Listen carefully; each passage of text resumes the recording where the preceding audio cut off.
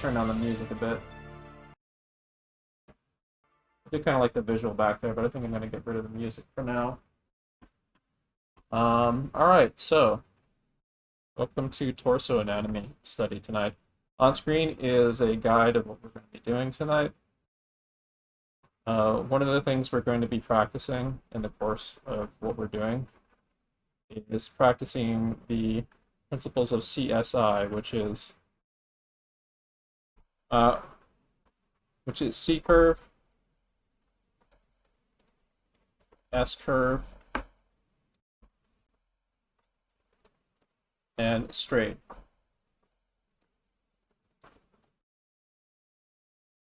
So I want you to use like confident, clean, single lines. You can have some spillover and some sketching here and there, but for the most part, I want you to like use those as like building blocks. Like there's a little bit of sketching, a little bit of spillover in this, but this is all right for the most part. This is me trying to exercise that basically. Like I'm using like a S curve here for the clavicle. There's a straight here. There's C curves right here. Keep those, and there's a straight there. Kind of a C curve over like this egg shape, I guess. Almost.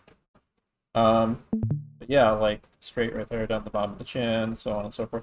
There's an ellipse there. I guess you could think of an ellipse as being one big C curve. Anyway. Spine going down here is a big S curve. A little less confident than that, but that's okay. Like, you want to like be pushing that confidence stuff. Like a big major bad habit I had is I would do a lot of like really kind of sketchy feeling out stuff, lines and so on. Like this has been my practice for the last week or so, or not all of it, but the stuff in the background here has been like my practice on torso anatomy that I've been drawing for the last week. As you can see, there's like a lot of kind of did like another draw over trying to push line confidence a bit more. Ooh. But yeah, some of these are studies from like Michael Hampton. Some of these like this one is a draw over study from Yo-Yo Shinari, right there. But there's a lot of them where I'm freehanding. But this one was like after I tried to memorize the muscle groups, I did this one blind. But you can see it's like really sketchy, and like I could do this again, maybe like a memorization thing like this again, where I use cleaner strokes, cleaner, wiser strokes. So like this kind of scribbly stuff is what we want to kind of avoid. We want, and even this, like we want clean, confident lines with. I'm not going to say completely eliminate spillover, but we want to minimize it. So the other thing we're going to be focusing on is this cheat sheet right here, which I have up on screen, up in the right corner of the screen. This cheat sheet is the one that, of course, Costa gave us, and I'm going to repost it in Discord chat real quick for y'all.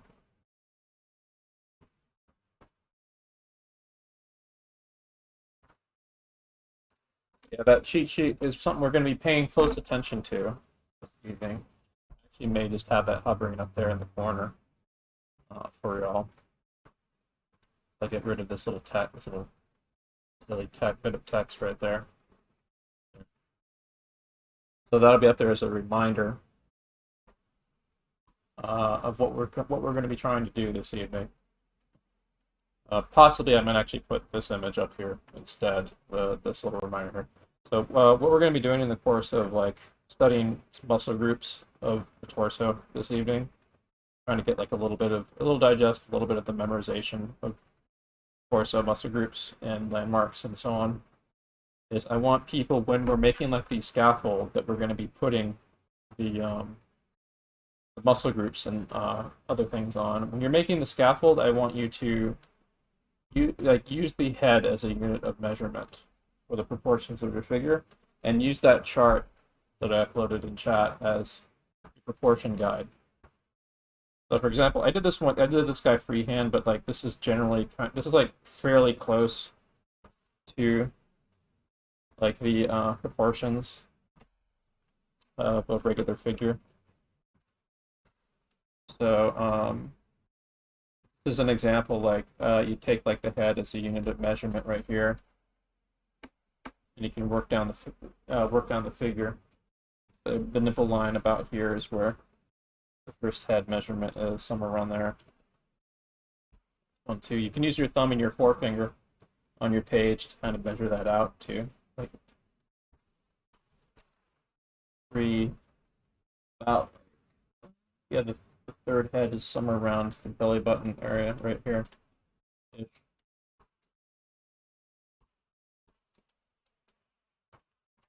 And fourth head is about the pit of the crotch. So keep that in mind, like your basic unit of measurement this evening, the head. And look at that. I did not practice clean, confident lines, did I? Even for that little easy thing that I didn't really need to be sketchy for. That's a bad habit. So I'm going to do that over again. Like, there's no reason for me to sketch like that. I can just draw a hand across like that. So there we go. We got that. Now I can measure about to like under the nipples out there-ish. Draw across. Then about like where the belly button is. Up there. So actually this is looking a little bit odd. That.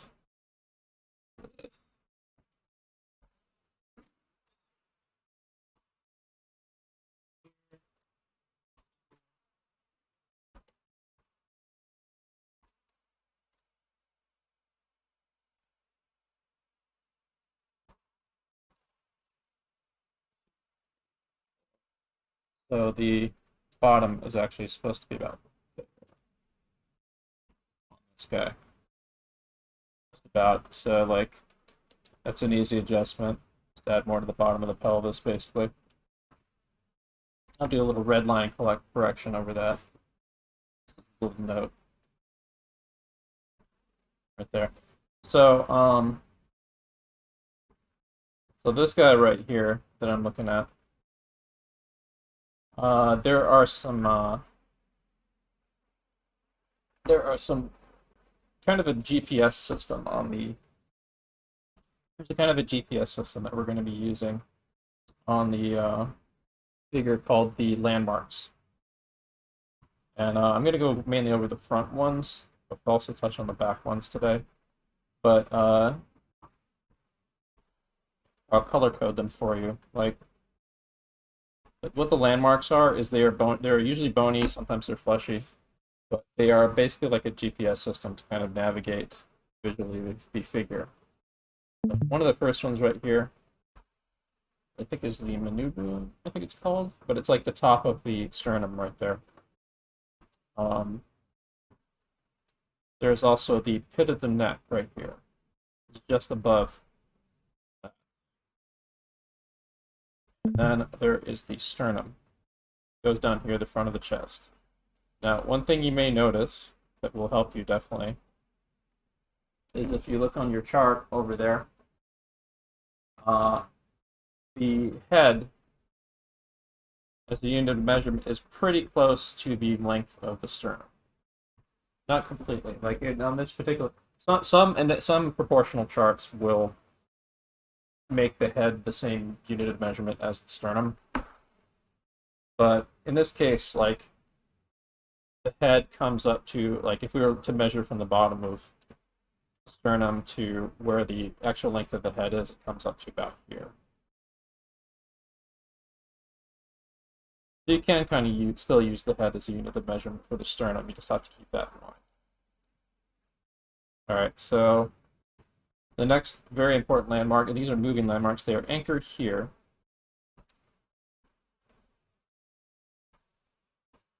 But they extend out over here, and they have this kind of like bicycle handlebars sort of thing in terms of how they go back into space.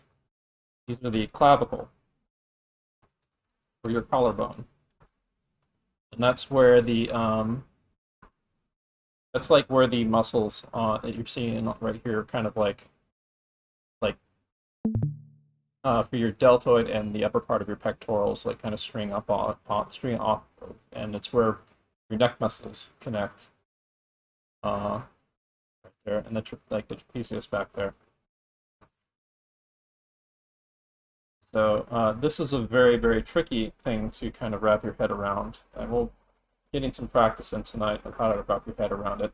But as you can see, like this thing kind of goes backwards in space a little bit, and ends up like if we were looking at like this from above view.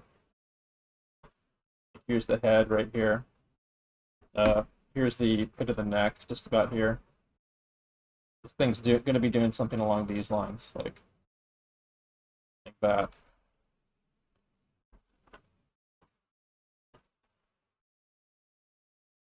So keep that in mind when you're doing the collarbone. It is very tricky, and it's going to take a lot of observation and practice and understanding how that works. So the next landmark to be aware of is I think it's the bottom of the sacrum, but it's like the bottom. It's like bottom corners of the rib cage.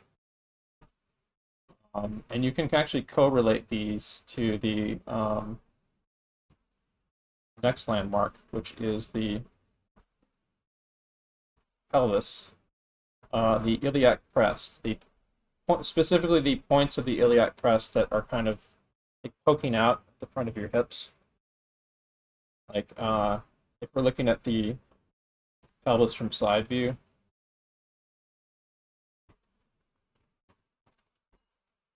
like it's the part that's kind of like changing direction in space a little bit, that's kind of poking out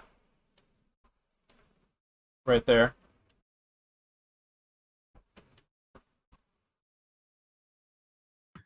Sorry, Spacedad. So from the 8-head proportion, the sternum, which is that little pink bit to the chin, is like, I want to say, a third of a head. But then on this, is it Hampton's sketch you've got as a reference on the side? Yeah. It looks a bit more than a third of a sketch. Yeah, the proportions the proportions a little bit different in Hampton's version. This one is actually quite a bit different proportions. This one's more about like the functionality of the muscle groups than being too specific to the proportions that we have on our other sheet. Mind you, like the sheet that we have is the one that you're going to want to stick with to start with, but there's different ways of measuring the proportions. So inherently, when you do these,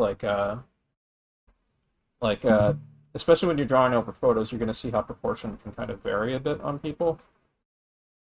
But the Kevin Chen one we have is a general guidepost for us. Got you, right. Okay. So, all right, sweet. Sorry. Cheers. So the next two of the landmarks from the front of the torso is the pit of the crotch down here. If you notice, there's a center line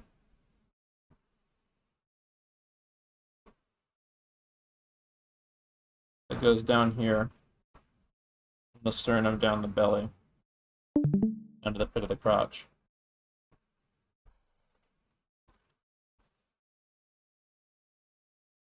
And the next and final landmark from the front that we're going to be paying attention to is the belly button. And you can actually see on the Kevin Chen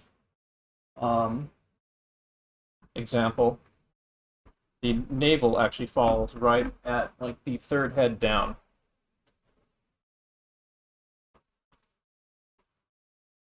Right there.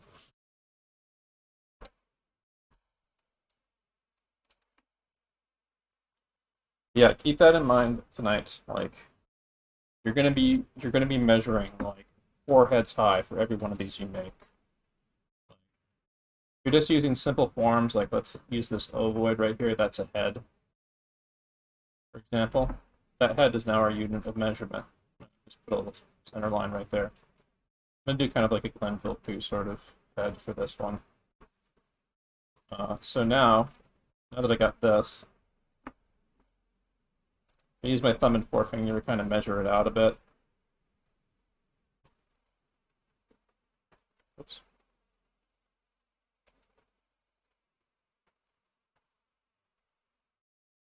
And if you get it wrong, you get the measurements wrong, you can always make little adjustments. Stuff. But like now I kind of have a general idea of like where the bottom of the figure is going to be, basically. Let me go back to this again real quick. Actually, let me put on better inspiration for this.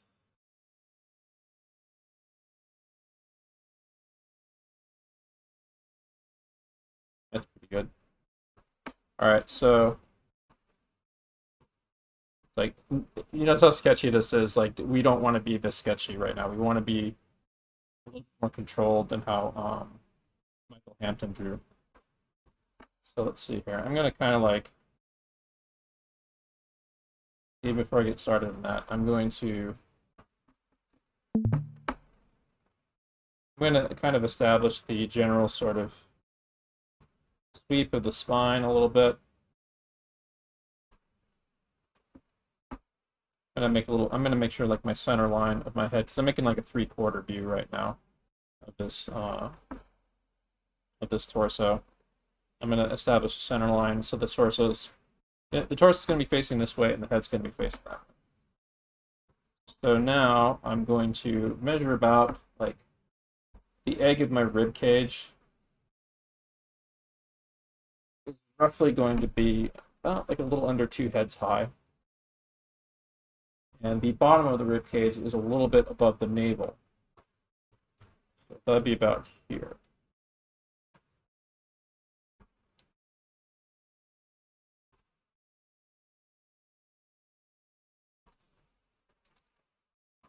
So using my thumb and my forefinger, I kind of guesstimate a little bit about the proportion.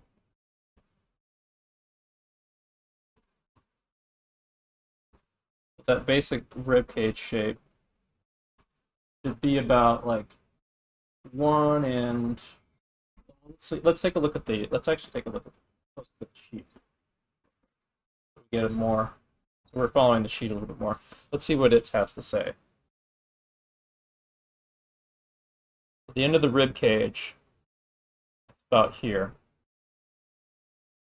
and using my thumb and my forefinger on the page, that is about like a head and a half down from the pit of the neck. But the rib cage, I know for a fact, continues a little bit further on up there. You can see where my mouse is wiggling, so it's going to continue on a little bit more than that. So the rib cage would probably be about 1 2/3 head, I would say. So that's about what I got here. So long as the end of the rib cage ends about where it's supposed to, which it does. So next step is I'm going to establish the pelvis according to the proportions here. So the crest of the pelvis is a little bit further down from the belly button, and as we can see here, the navel line right here, the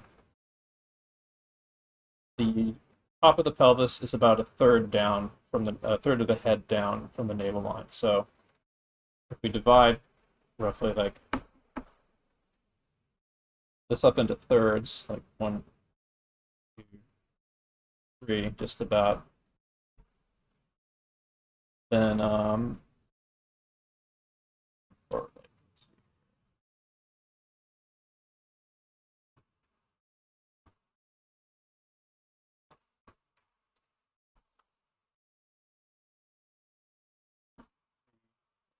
I think my measurements are slightly off, so I'm going to adjust those a bit.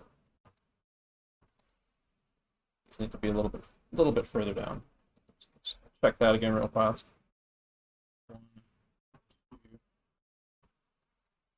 1, 2.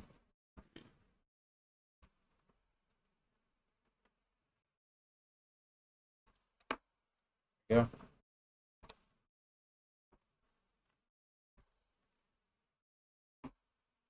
Seems a little better now. All right, so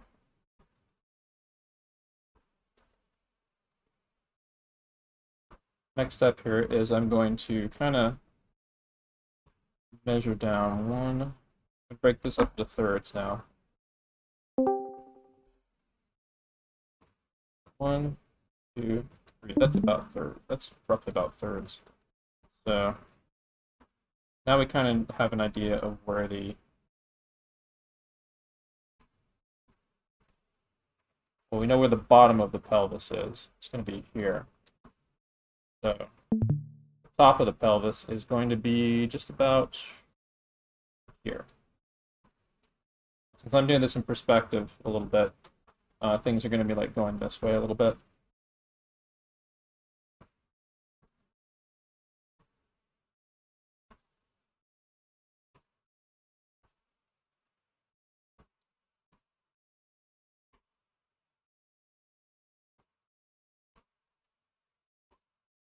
I'm going to get kind of this little box forming here. Use the rhythm of the torso a bit.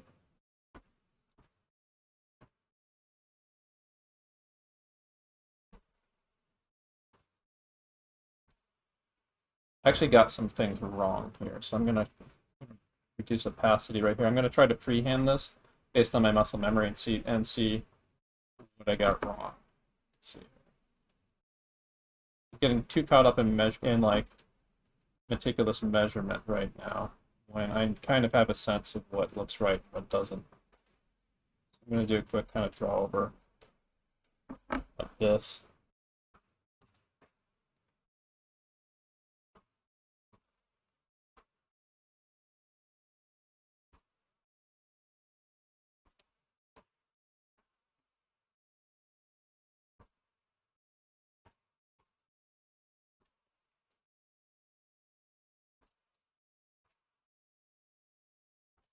I think I'm making the mistake of we should have started with photo references to draw over instead of me jumping right into this, because I haven't quite adjusted completely to this yet. So, and we need to kind of touch base with reality before we go too much further into this. So in any case, this is what can go wrong if you don't calibrate yourself by doing photo reference practice. So we're going to do what I wanted to do initially when we started today. And we will be hunting for landmarks and basic masses and proportions using photo reference. So what we're going to do now is we're going to go on Pinterest or wherever. I want you to download this piece of software that I've been using called PureRef. I'll link this in chat. But we're going to do a quick hunt for suitable torsos to draw. And they have to be photo reference. So preferably athletes and stuff, and like we obviously can't use nudes. So what I'm going to do is I'm going to bring Pinterest off screen. Muscle torso.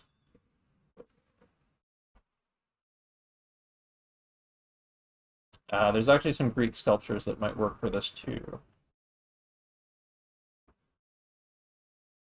Let's see. I'm going to try to see if I can find a variety of like non-nude torso upper bodies to use. But here's the piece. I'm going to link the piece of software I want you guys to use that you can use yourselves to yoink stuff from the internet for reference we're going to be gathering for the practice that we're going to do. And I'm going to start yoinking stuff from off screen. So just get ready for that.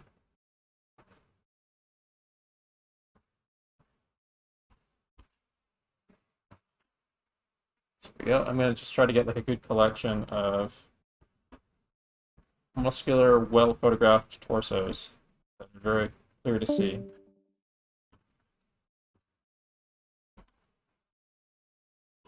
Even a little bit of Greek sculpture might be okay for this.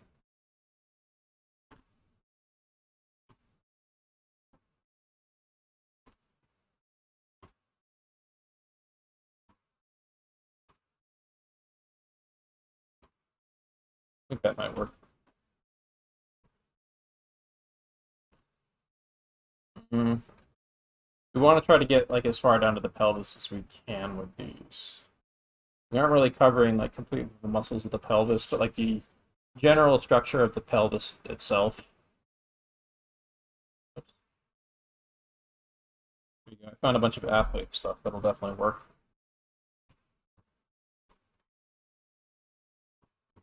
And I found some stuff with extreme angles that will probably work as well. How do you resize images in Pure Ref? I never figured out how to do that. If I recall, it's let's see. There's one of the buttons you hold. Yeah, I've forgotten how to do it too. Dang. But I mean, you can just grab like the corners of it. Look at that. See? You can just grab the corners of the image and resize it.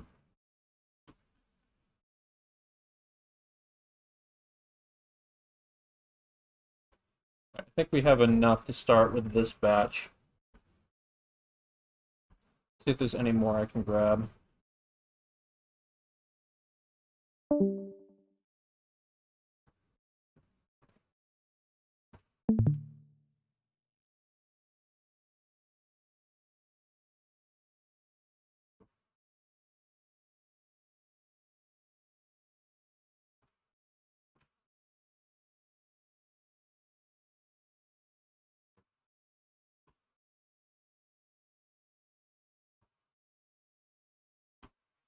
There we go. Here's Muhammad Ali. He's got a lot of really good torso reference, by the way.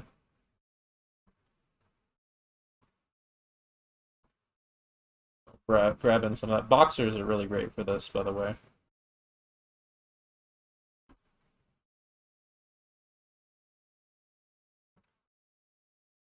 There's a bunch of studies that some people have done with some of these poses that I'm finding online too, alongside like the on Pinterest that I'm finding alongside finding.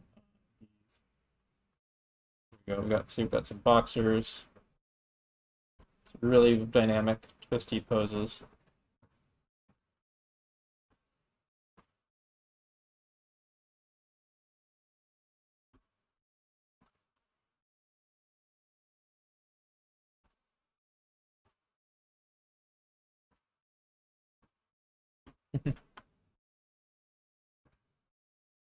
I think this is from a movie adaptation of Muhammad Ali's life or something. Wait, no, wait.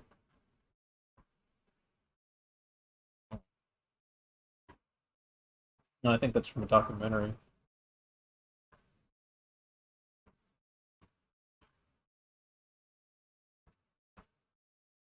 All right, I got a few more to grab, but I think we have a good amount to work with it.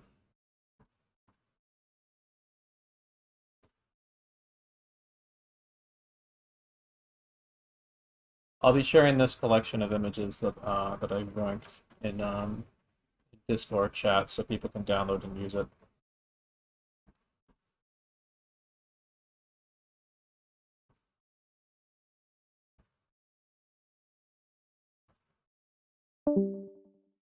Yeah, it's looking pretty good. So I think we have enough. So I'm gonna save.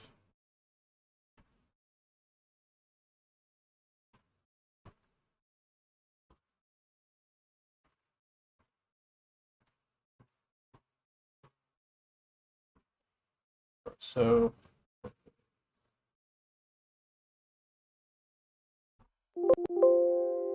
oops, did that one incorrectly. Save as.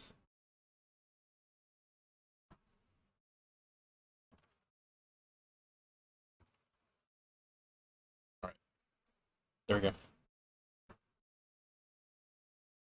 sure this gets deleted. There we go. All right, so I'm gonna optimize this.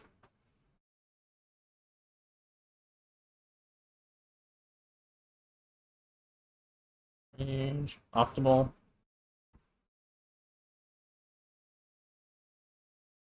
Optimize. Save. Now I will upload this to Discord chat for you all.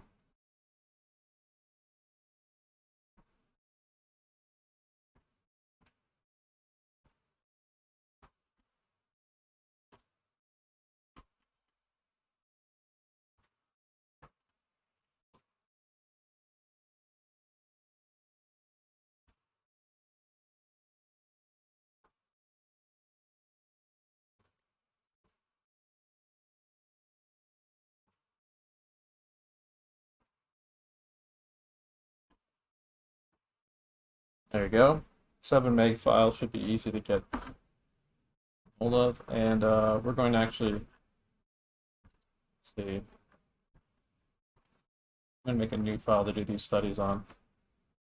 But if you need a point of reference right here, I'll copy paste this and put this in chat. This will be like an anatomical landmark guide for the front landmarks of the torso.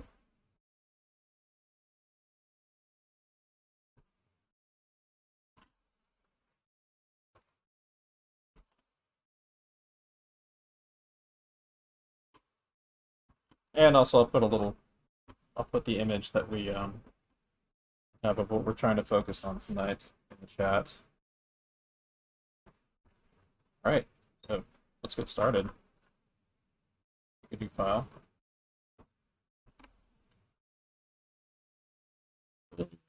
Torso anatomy drills 1A. And now let's get going on getting a hold of the photos we just grabbed. I'll have some inspirational material over here on like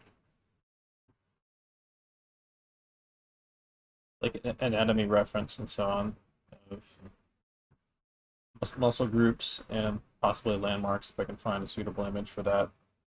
I'll have that on the side here. So, all right, so for the first image that we're going to do, let me pick a nice clear one. This Greek sculpture actually might be pretty good for that. I'll start with this.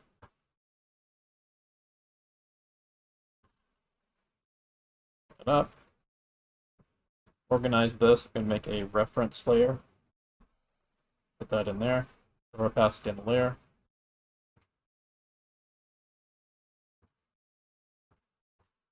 I'm going to make a studies layer. Put that in there. Now I'm going to start my study. All right, so first things first. I'm going to pretend this guy has a head. So, actually on that note,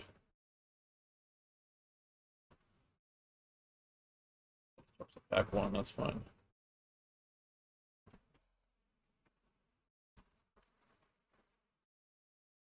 Sorry, buddy. Someone's asking if you could put a screenshot of the photo up because they're working on an iPad. Which photo? Oh, this one? Sorry.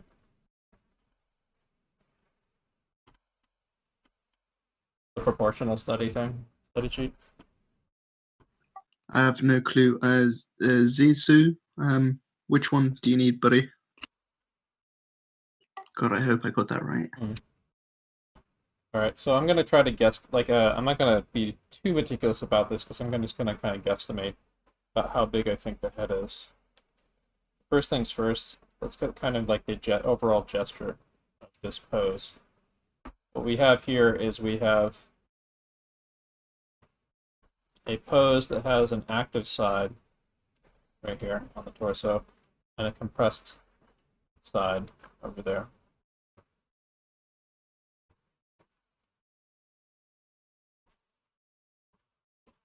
So depending on how a torso is twisted or bent in space, it's usually going to have an active or inactive side that it favors.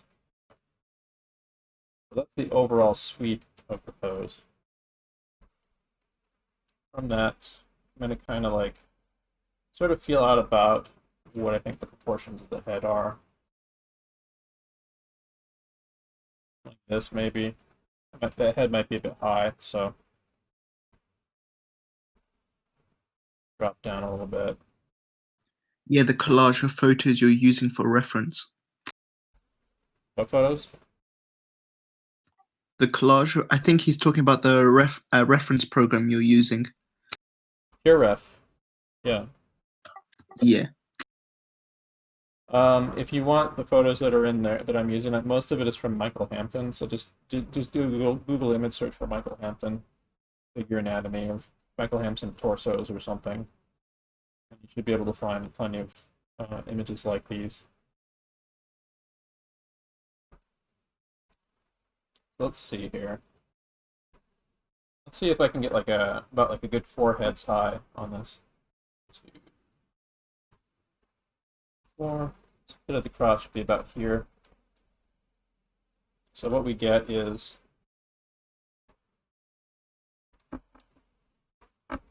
1.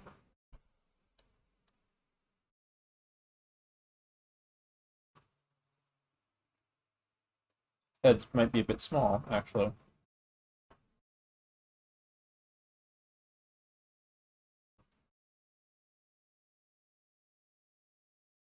Pretty close to the belly button though, so maybe if we space these out a little bit, we can kind of compensate a bit.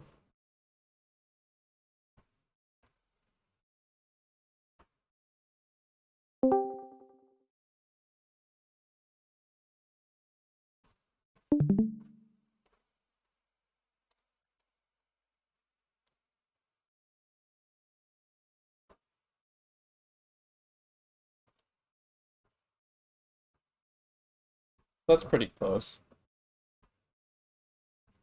It's enough to work with for now.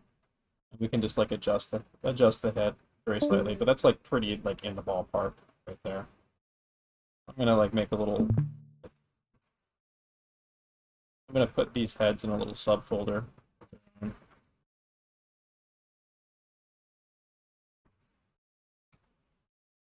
Measure. Reduce opacity on them so they don't get so visually confusing, but they're there for reference. And I bent them along the curve of the torso because they're following the curve of the torso.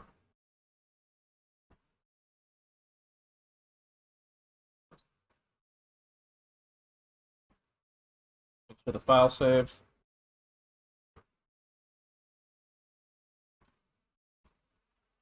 All right, and now that we kind of have a general idea of the proportions that are going on here, we're going to go in and we're going to kind of do this kind of nice clean egg shape for the rib cage right here. And what I'm doing right here is I'm paying attention a little bit to like this, the serratus muscles right here, because these are kind of telling me what direction the rib cage is going in. Right here, because the serratus actually like wraps over the ribs. That can kind of help me kind of guesstimate a little bit of work, a little bit in the ballpark of where the rib cage is, or how big the rib cage is. This might actually be a little bit large. But we're going to keep going with this because this is just a study. And so now I'm going to construct the pelvis. Or actually, no, I'm going to find my landmarks first, actually. Well, no, I'm going to kind of get like the general placement of the pelvis in. So we know from these corners here, the pelvis is kind of has a very extreme tilt.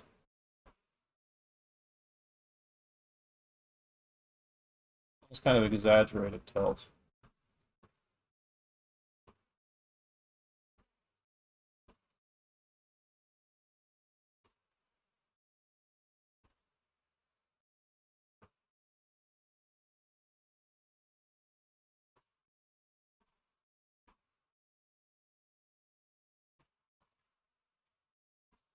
But there's those landmarks right there, which tells me actually that this torso might be a little bit large. Coming down a little bit large, so I'm going to adjust that a little bit.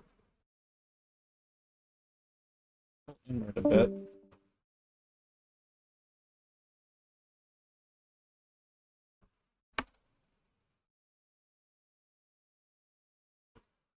Then I'm going to correlate that landmark to this landmark here and here. Since this area is being squished over here, those two landmarks are closer together, so you get this kind of like accordion effect going on there.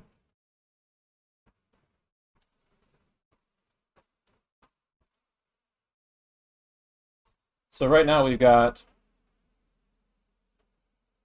those landmarks, and that landmark right there, sort of establishing things for us. But actually the pit of the crotch should be over about here, because it's following the front of the torso and the tilt of the hips. The pit of the crotch is about there. So, next step, I'm going to get the pit of the neck in about here.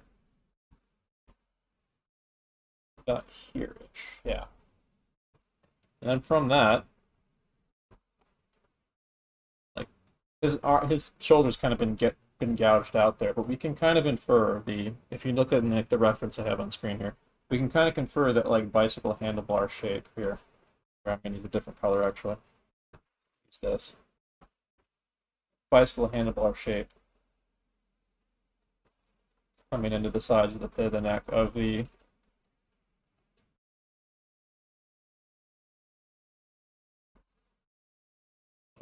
clavicle.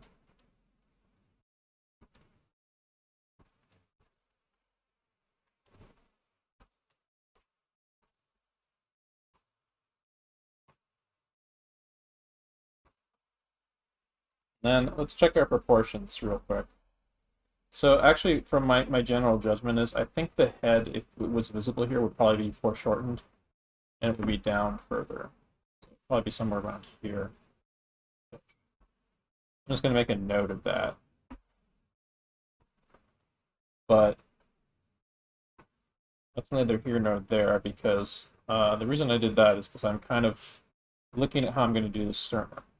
Sternum, according to the sheet right here, considerably shorter. It's about like a half and it's about like 2/3 of a head long or so.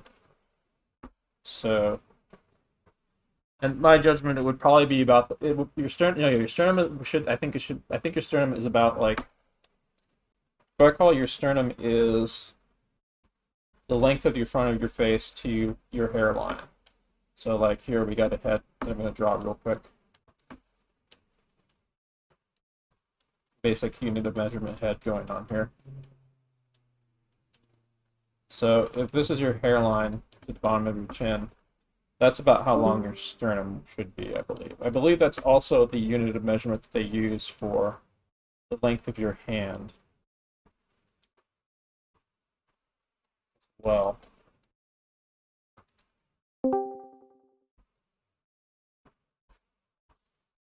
So yeah, our sternum goes to about like there.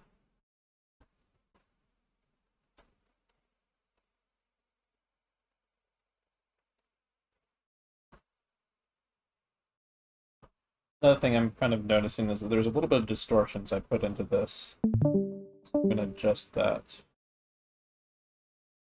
This rib cage turning in space should be sort of an even egg shape, so it'd be more like this.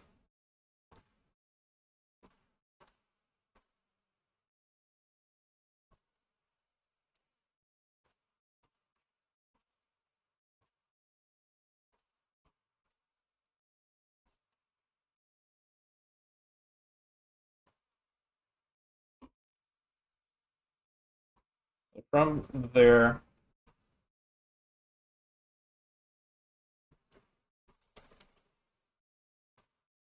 from the base of the sternum, we can kind of open up the bottom of the rib cage a little bit. Yeah, it's down there.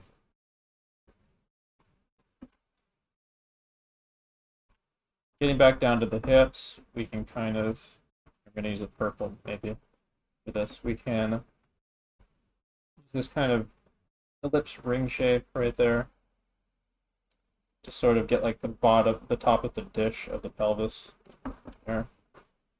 We got our iliac crest on either side.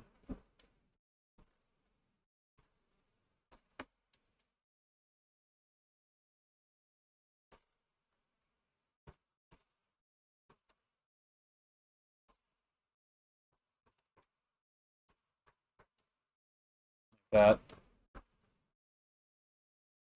belly button's right there.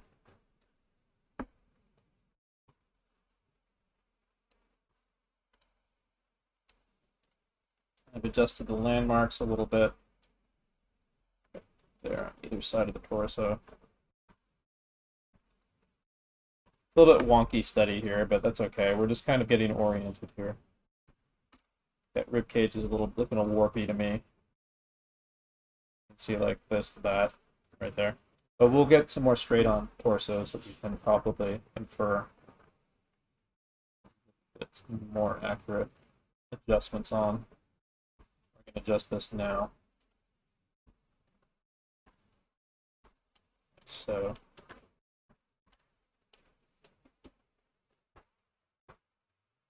it's not as clean as I wanted it to make it, but I want to adjust it and then move on. All right, so got enough of that to start with. I'm going to throw this back in. I'm going to throw this down in opacity real quick. Head measurements down in opacity too. I'm going to start working on some of the muscle groups.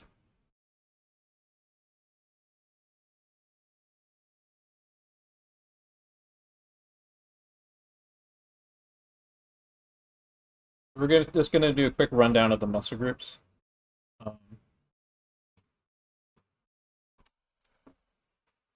We start with the sternomastoid. Sternomastoid is the muscle that connects from the base of the ear at the back of your jaw to the base of your neck there. So something like this. Let me actually do another head here so that we can have clearer placement of what we're working in with. Be doing here. The head tilted towards us a bit.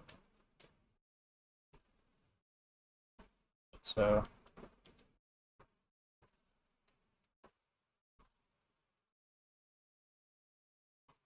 now that I got that,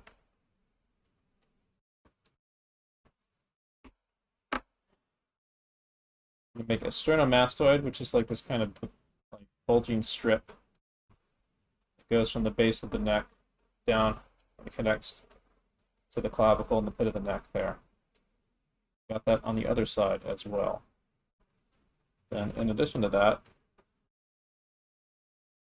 there's this kind of like tree branch sort of root extension a little bit that also connects to the clavicle there. You can see that there on the on-screen reference. I made it a little thick, so I'll just fix that real quick.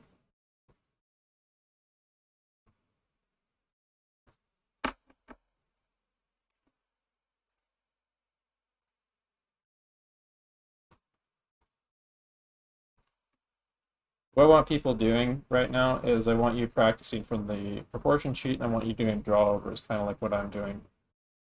Like going like using like the anatomical landmark stuff. Like this is practice for me too, by the way. So like I'm going to be making mistakes and stuff, and I want you guys to do your best to try to execute the sheets as best as you can, or your studies as best as you can using the reference provided so far. Actually, that should actually be down there, shouldn't it?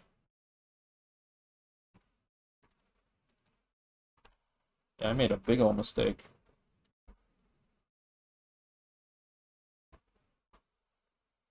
Okay, I'll just adjust it there. This can actually move up a bit.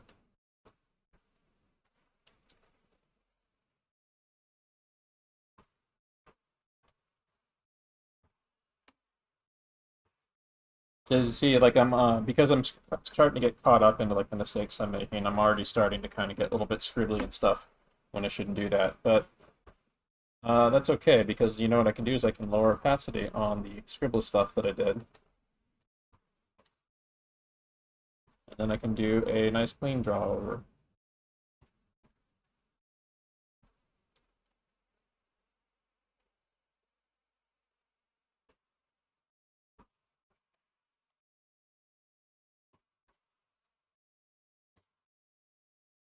All right, so we got the sternomastoid.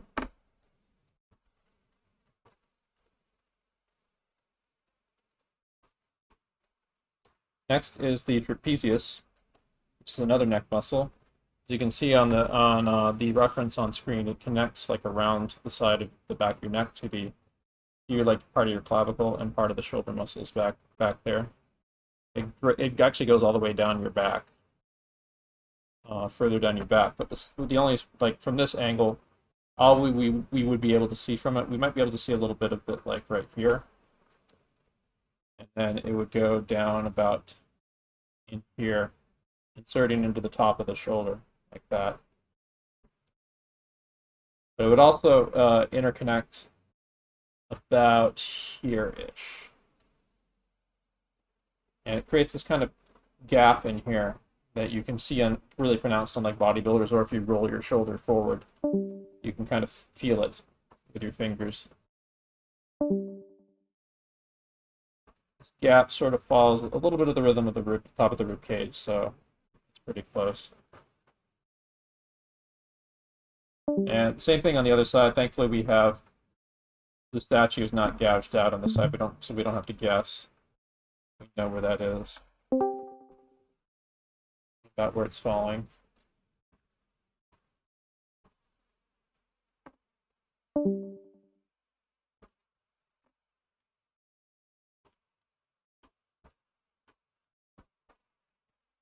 Well, that was pretty sloppy, actually. Let me redo that.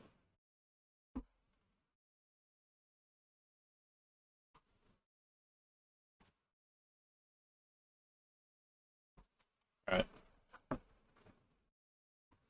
So next muscle, we're going to include this. Next muscle we're going to do is the Pectoralis Major. I'm going to take a nice bright pink color. Pectoralis Major is actually pretty interestingly complex. Oh, look at that! I didn't do the. I'm going to put this little landmark in that should have been in there to begin with. That's the manubrium, I think. That's like the top of the sternum. That's very important, so make sure you include that. I'm going to use a black to color code like the insertion points, the origin points of these muscles. Put it down along the edge of the sternum there. And bottom of the pectoralis is about here. Use up there as well. So I'm going to use simple shapes, kind of like what the angular shapes are on the reference right there for us. And something really interesting is happening with this muscle in that it anchors itself here. It stretches across underneath the arm, underneath the muscles of the arm, and fuses itself to the bone over there. We're not going to get, I'll show a better example of that later, but just be aware that that's happening. That's what's happening there.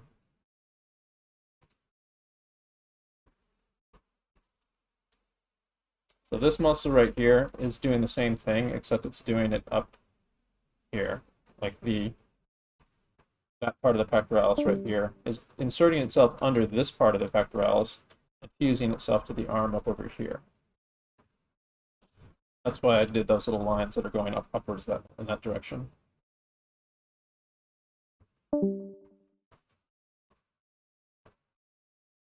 But one of the things to be aware of is we have this little gap right here between the muscles of the deltoid and the muscles of the pectoralis major.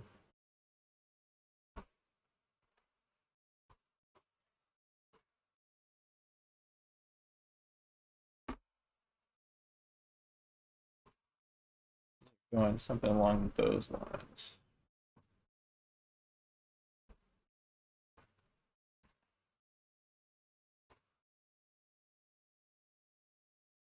Just make sure that you kind of like,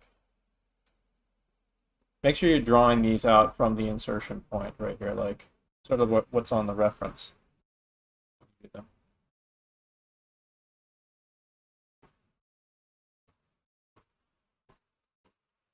We can do the same thing on the other side now.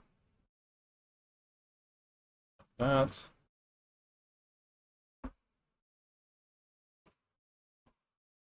So this muscle is because this shoulder is further up.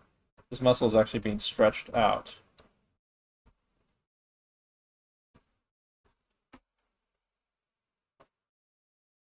Fortunately, you can use the measurement of like the clavicle and other things to kind of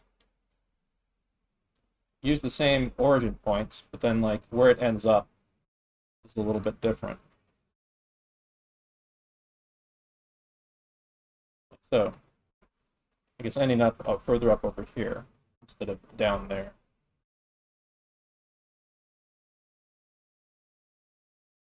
That means the muscle will be doing something along these lines.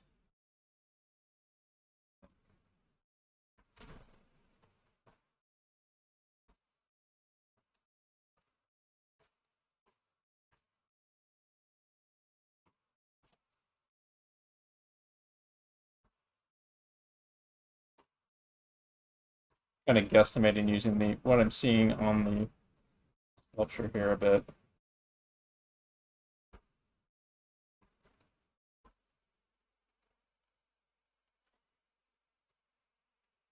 This is horribly off, but oh well.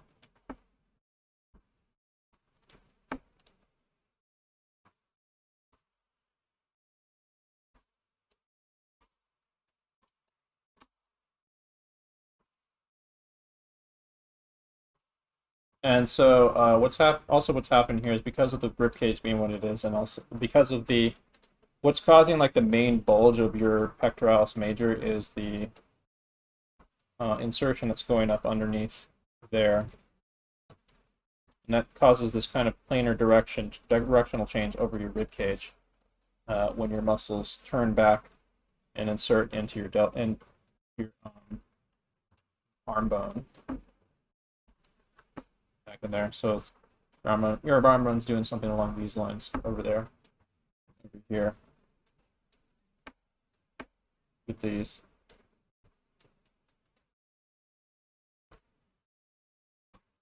The last muscle group on the upper part of the upper torso that we're going to be touching on is the deltoid.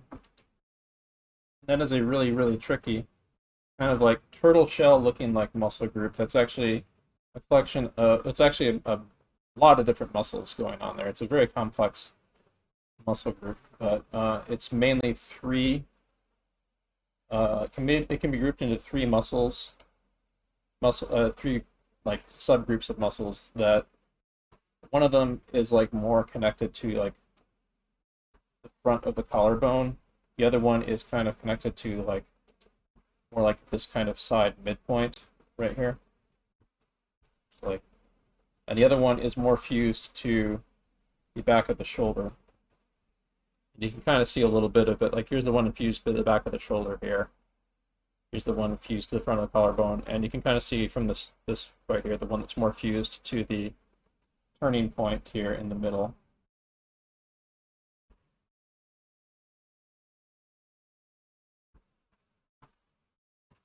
This is a really, really tricky muscle group, and it's going to be something we're going to be spending a lot more time in future sessions here.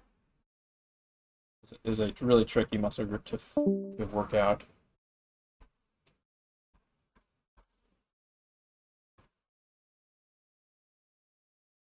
And mind you, notice I said muscle group because these things that I'm describing as like muscle groups are actually collections of way more complex muscles than the stuff that we are actually drawing, like the mechanical stuff that we're drawing. There's tons of stuff that's like pushing and pulling and like intersecting and sub-intersecting and stuff. A lot of stuff you don't even see that's not necessarily that relevant to drawing it, but is there and also impacts subtly how your what your figure does. But we use muscle groups and muscle grouping as a mechanism to simplify these very, very complex things.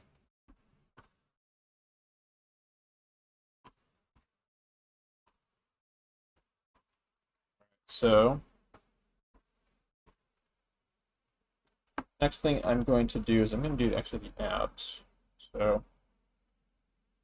kind of use like these little points right here down where the pectoralis is for the overall simplified shape of the abs, sort of like what we have on screen here. Michael Hampton reference that I've got on my right.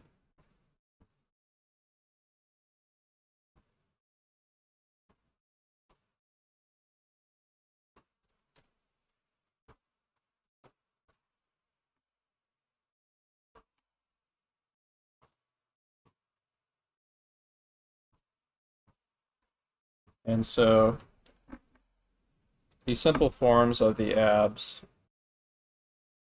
what you're trying to get out of you, like getting like your six-pack look, basically. Like there's a part here that is still like part of the rib cage right there.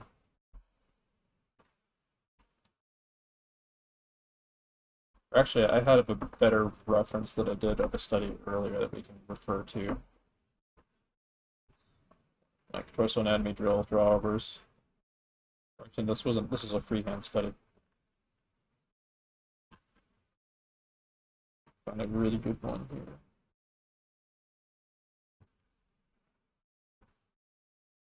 This one's a little narrow, but this kind of shows off what I'm talking about with like so we got like one group of muscles right there, another group there. It's actually like instead of a six-pack, it's more like a four-pack.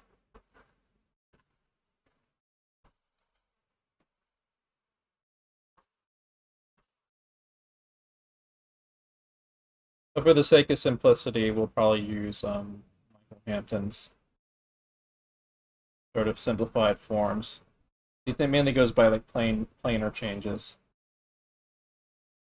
But just be aware, like one of the dividing lines between the abs is at the belly button. Of like the different sections of the abs.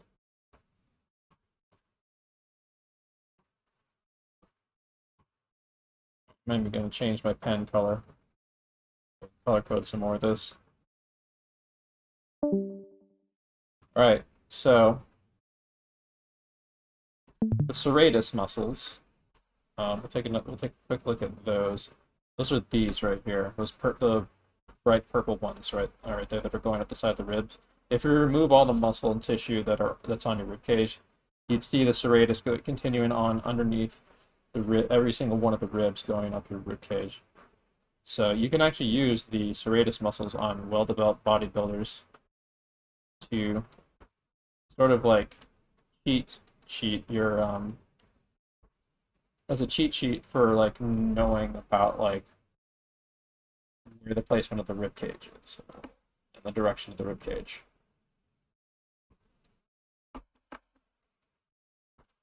So these actually continue and wrap around the form there, but these ones are being cut off by another muscle group back here called the trapezius. Not the trapezius, the Latissimus Dorsi. Latissimus Dorsi. That's what it's called. It's this thing right here, this kind of tarp-like thing that comes this on yellow. This one that's yellow on the reference on the right. It comes up the back. It's a very, very interesting shape, and it has an interesting shape and interesting muscle group. There's a lot going on with it, and there's a lot of complexity that it covers up on the back. But you can see on Michael Hampton's reference right there, it actually is covering up it actually is wrapping over the body a little bit and covering up part of the serratus muscles.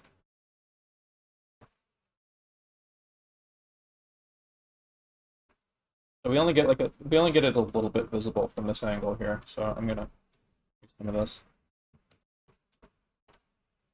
This guy's curving. This guy's like curving back around behind the body.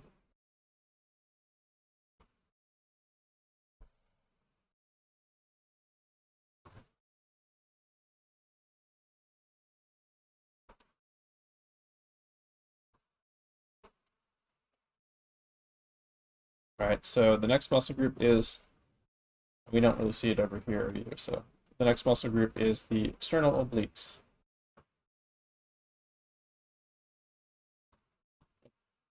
That is basically like the muscles above your hips.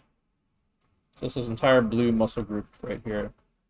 Part of it is that there's a little bit of like continuation of the Latissimus Dorsi divots. Excuse me, the Serratus divots.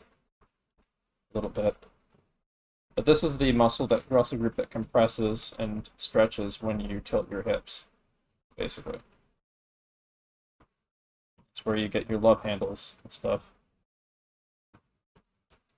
It actually continues down to the pit of the crotch here too. Either side of the iliac crest. I think I made the abs a little wide. Yeah. Yeah, this is a pretty good starter study for getting into doing the drawovers for the figures. So we'll yank a photo reference now. Probably one that's not too crazy.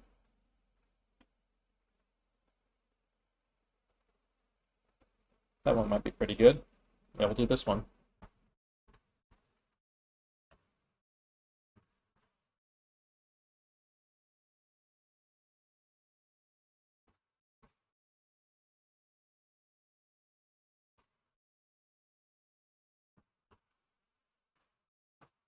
A lot of studying anatomy is, as with anything else, like proportions and all the other stuff, is it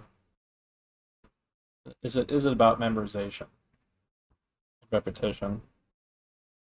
So we'll be doing a lot of repetition and memorizing tonight for the next like roughly hour and 45 minutes, so, and we'll be continuing doing more of these as we progress on learning anatomy together on each of these meetups that we do. All right, so first thing we're going to do is we're going to figure out what the proportions are, and so we can like reverse engineer a head.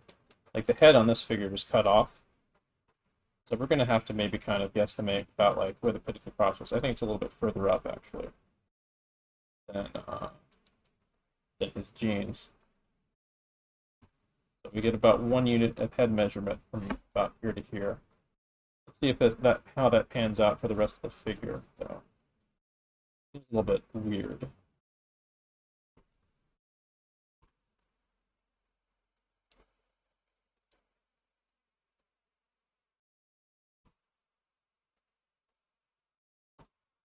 We get the overall kind of sweep with the torso a bit, like that.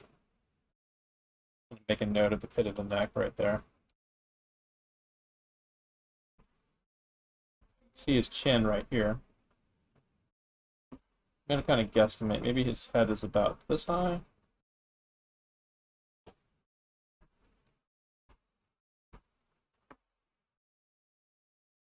His belly button might be a little bit high. His belly button might actually supposed to be about there. Yeah. Yeah, his belly button should actually be about there. But it's here.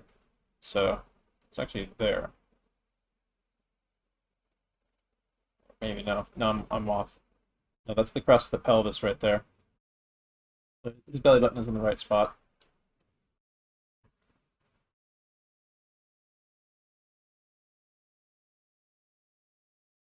End of the sternum is about there, so that's one head right there.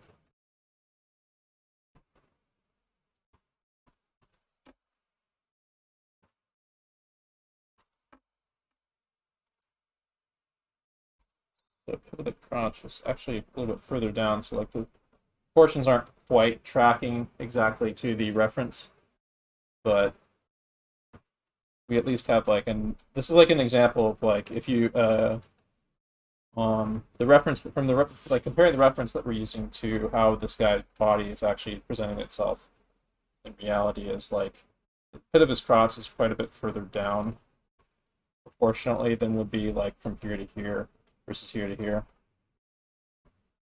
for example.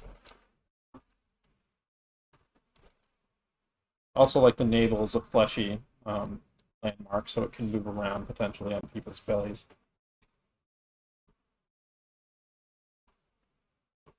think he's wearing those. I think he's wearing those jeans particularly low too, so might actually be throwing things off a bit. So the pit of his crotch actually may actually be further up.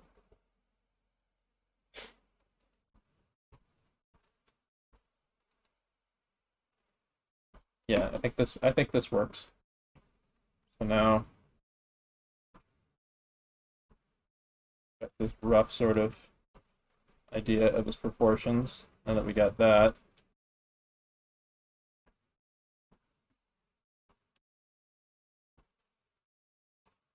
let's sort of guesstimate that his head is about this high.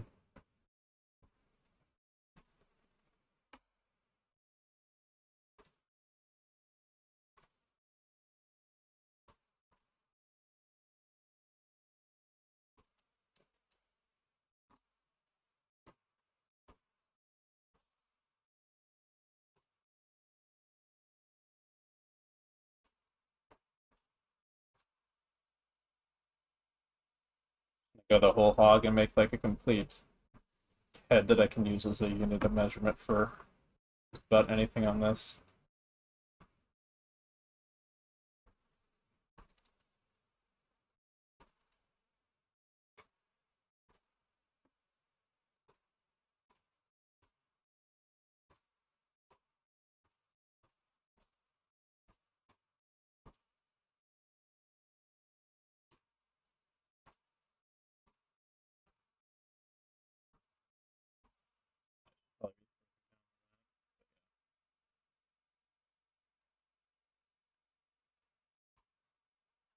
So now I've got basically a head that I can use as a unit of measurement for the rest of the figure.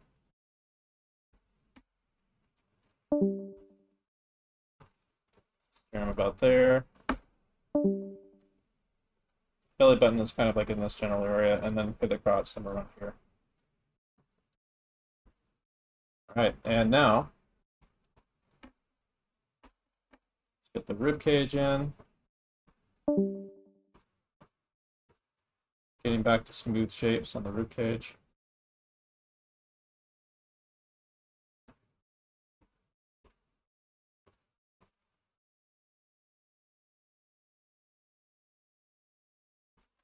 Get like the pelvic dish in one go.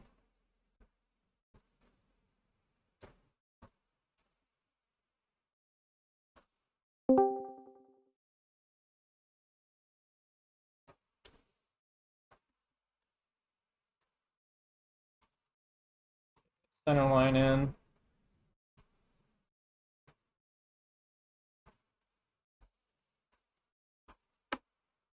Okay, now that we got that, opacity on that, now let's work on them landmarks. So first landmark, pit of the neck. Second landmark, the manubrium process at the top of the sternum. Whoops, make it a little cleaner. Let's make some cleaner lines for that.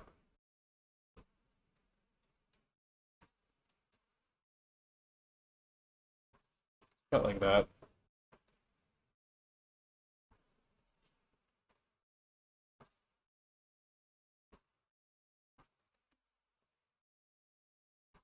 Making my anchor points for my clavicle.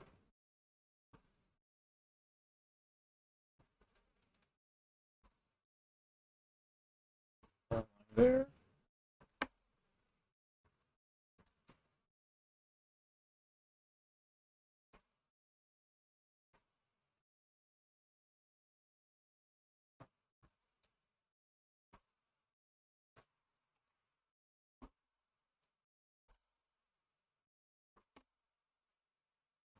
Right, now I'm going to do the sternum.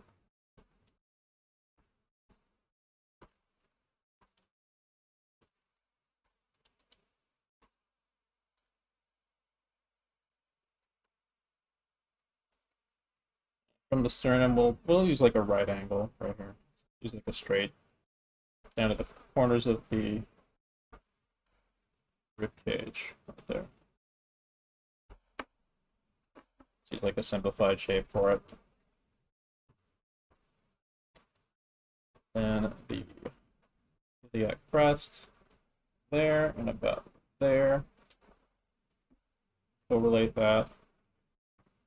Put the belly button in there.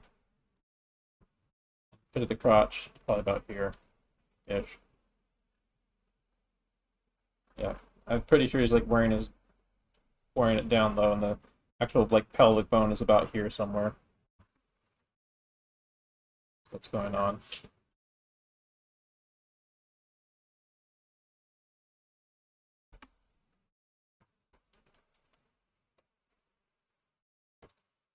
All right, so next step, I actually what I want to do with this is I want to create that kind of dish shape that's going on to the pit of the crotch here.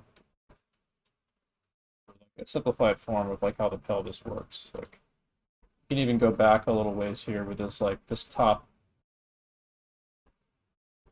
flat top of the iliac crest, working its way back to where the spine would be. All right, so now that we got this, we got our landmarks. We have enough to work with to get our muscle groups in. So let's maybe like color code them like how Michael Hampton has them here. So first muscle group,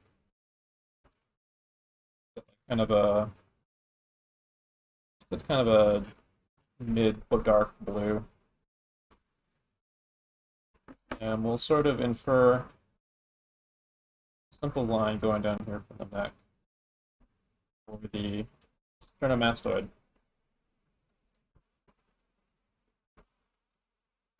On both sides. Actually, I want to maybe open up voice chat, and then I can do pop quiz on people here. See if they remember the names of the muscle groups as we go through them. So remember, sternomastoid is that one. We're going to be moving to another muscle group. But I'm going to open up voice chat, the channel permissions real quick. You can leave the Discord voice channel and rejoin it if you want to speak.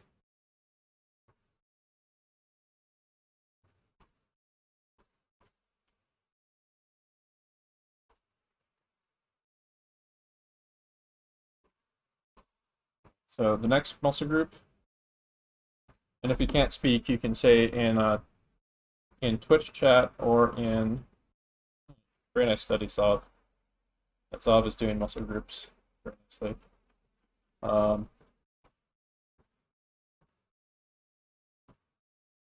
Yeah, see, Zov has a good grasp of like those muscle groups that we're going over. Very kind of anime looking design, but like, you can see that they have like a general understanding of the muscles that we're going over in the planes, the surface of the anatomy and stuff.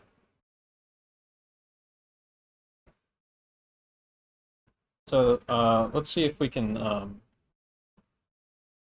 So what muscle group is this right here? That one that goes over the back and connects up to the base of the neck. If you can't answer in voice, then answer in text.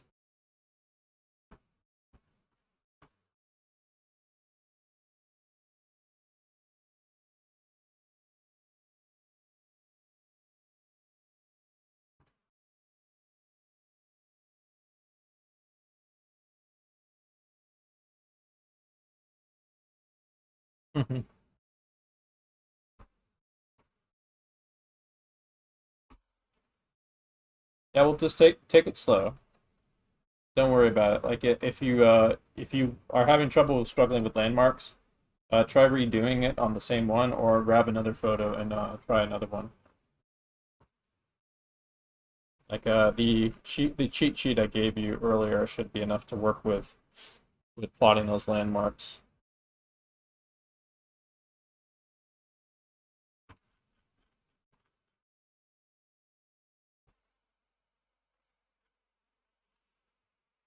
Anyway, since I didn't get an answer for what this muscle is, this is the trapezius back here.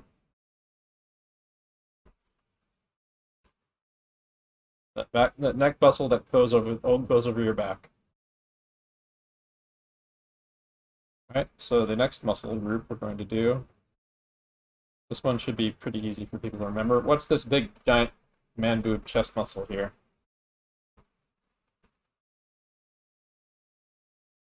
Come on, folks. It's 2 words. Yeah, there you go. Pectoralis Major. And how does the Pectoralis Major work? Well, let's go over it again. Go fast. Has an origin point right here that wraps from the sternum and the clavicle and inserts itself into like the arm bone underneath the bicep down there. Stretches out over the top of another muscle, another part of the pectoralis muscle that is going upwards and actually connecting to the arm bone underneath here. So you get this kind of like crisscross effect going on here.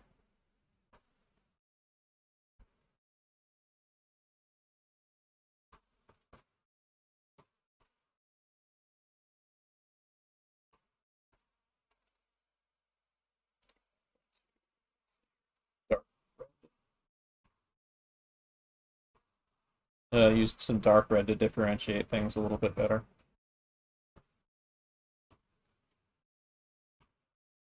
And remember, like this bottom muscle here, its insertion is along the rib right there, or this origin point is along the rib right there, and it's going upwards to this muscle right here, or this part of insertion on the bone right there.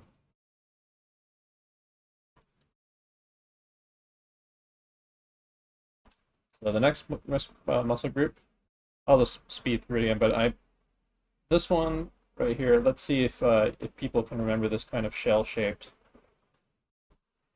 muscle that is part of the shoulder. And draw it out real quick. Really shell-shaped, complicated muscle that we're going to be going over in the future in more detail because it's a really tricky muscle group. Yeah, is that the deltoid? That is the deltoid. All right.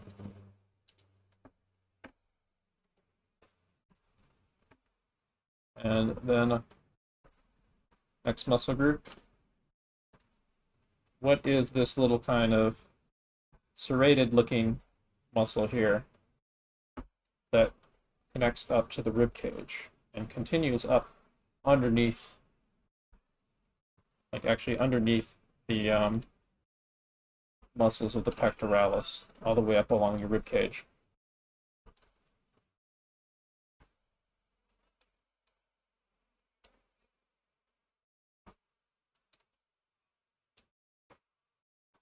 So like literally, if we could see an X-ray underneath the rib cage, it would look something like this, going all the way up.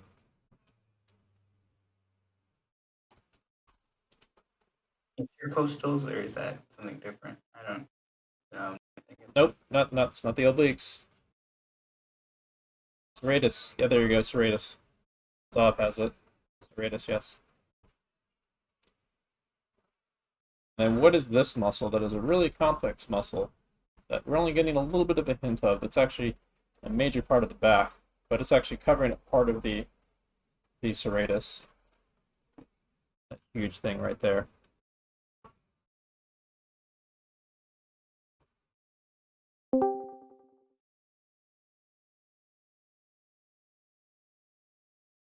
Somebody in Twitch chat got it. That's the Latissimus Dorsi. Good work. If I was a more successful channel, I would be like gifting subs to people who get these correctly. All right, so let's see here. Maybe we should do the. I mean, like, if you don't know what this next one is, then I don't know what to say. I'm not even gonna bother. Like, we know what this is. This is fucking everyone knows what this is. This is the abdominals, and of course we already just mentioned the name of one of the other muscles. So here are the obliques. So I mean, that's pretty much it. But we're gonna do this again on the other side, because this is a symmetrical figure. So we're going to run down the memorization here. We're going to try to do a little bit faster.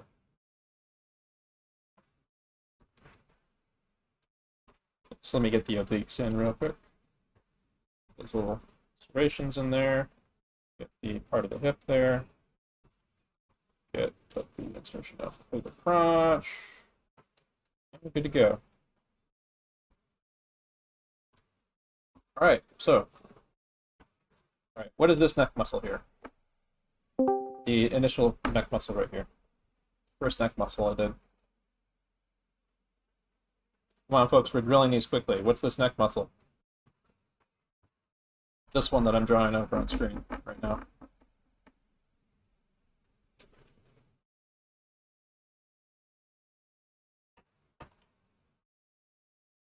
Sternocleidomastoid.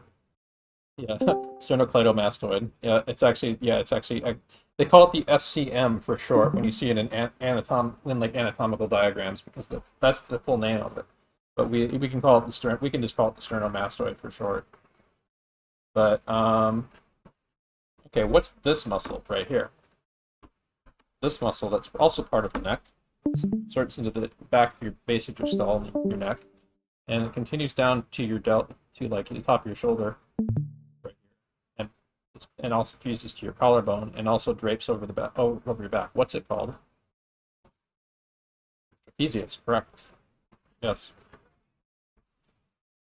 And now, what is the name of this big old man boob muscle here?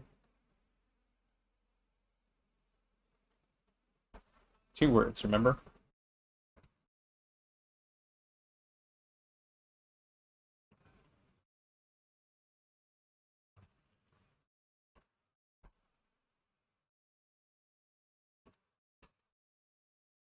Yes, that is Pectoralis Major.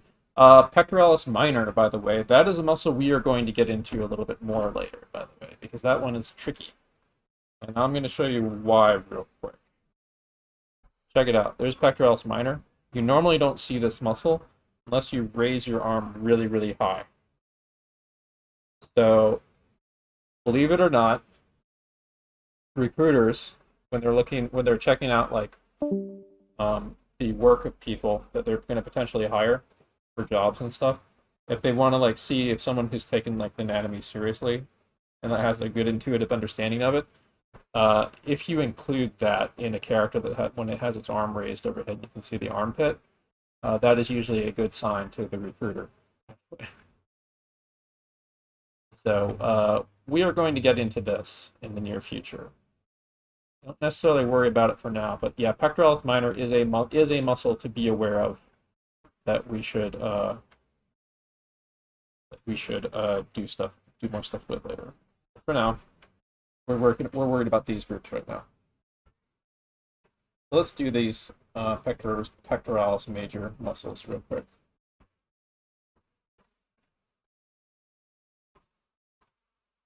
Remember, they originate from the sternum and also overlap each other with another group that's underneath here that's originating from the rib cage, going upwards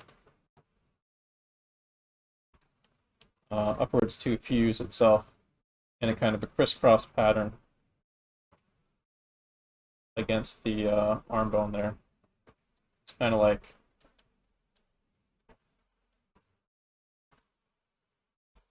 this kind of twist tie effect.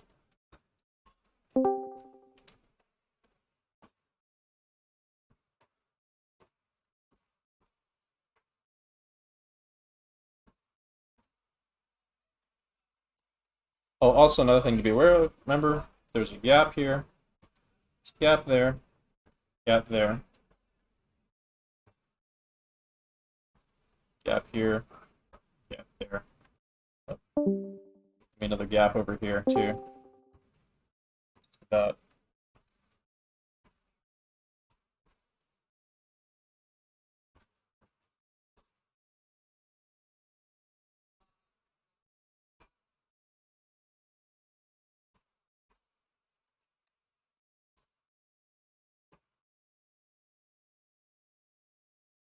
all right, so what's the shoulder muscle again? Let's make this one quick. The big shell-shaped shoulder muscle.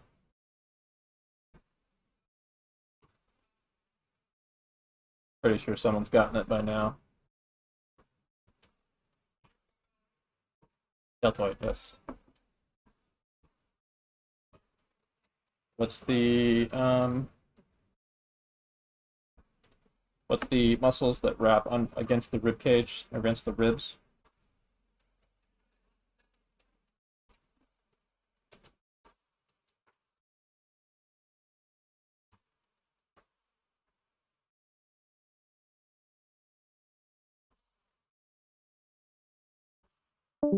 What's the muscle group that wraps the serratus? There you go, serratus.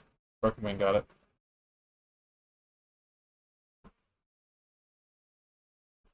What's the giant muscle that kind of we only get a bit of a hint of that wraps over, covers up part of the serratus, but continues on the back?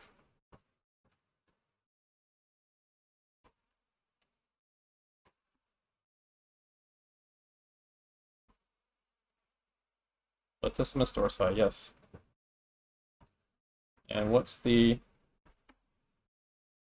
flexible muscle makes up the sides of the hips?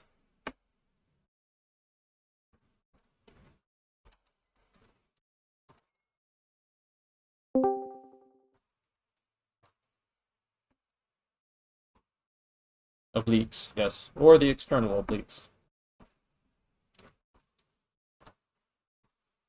And of course, what's the name of your stomach muscles in your six-pack? I mean, everyone knows it. Everyone should fucking know that. That one's not exactly an obscure name.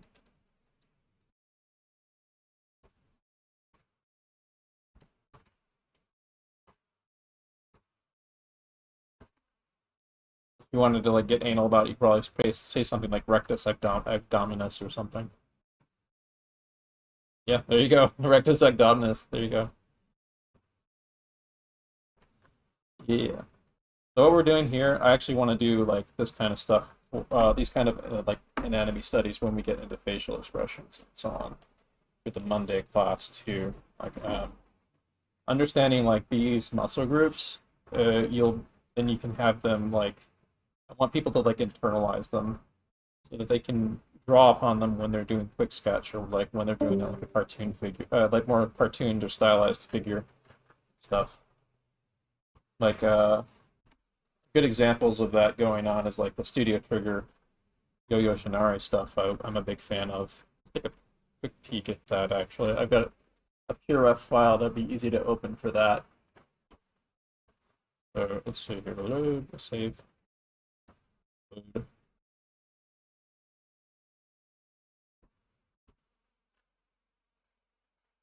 Yo-Yo Shinari art books.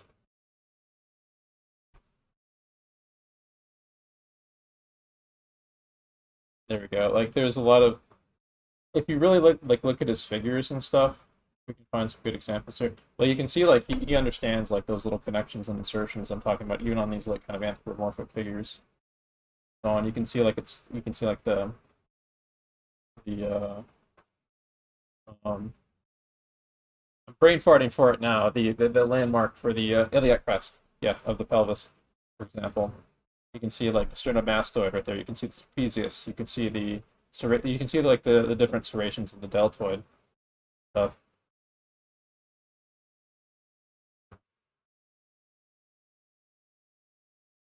We might actually be able to see some Pectoralis Minor examples in this because I spotted it in his sketches in here previously.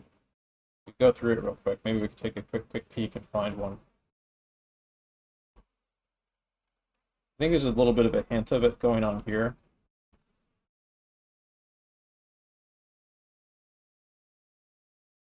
Yeah, here it is, right here. Right there. You see it? Underneath the arm? Hit the arm right there. That's the Pectoralis Minor. You can really see it like when on bodybuilders when they lift their arms too.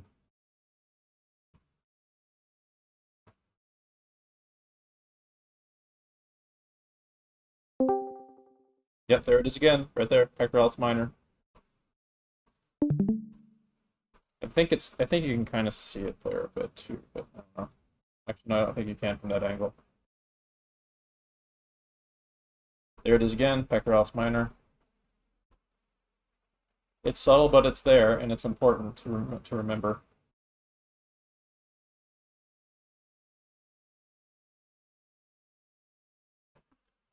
But don't worry, we'll be getting more into that in conjunction with when we start getting more into the arms. Like when we get more into the arms, we're going to be spending way more time with like, the deltoids too, and other parts.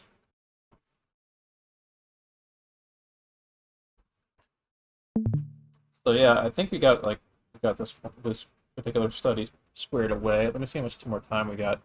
We got another 50 minutes in this class. So let's yoink another piece of reference to use. Yep. Real quick.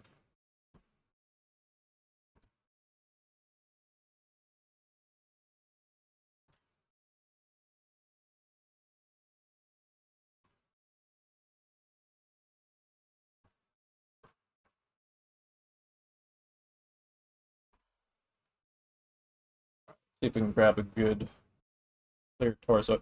Here's a torso twist that's a little bit more from the profile view. I actually kind of want to do this one. Let's look through and see if there's any other ones. There's a Serratus, I forget the name, the eldest something, Anatomy for Sculptors book. Oh, look, check it out. You can see the Pectoralis Minor right there. This one actually might be a good one because it's kind of a frontal view. Part of the pelvis is covered up, and external obliques are covered up, but that's still a good one to do. That's a really good one. I'm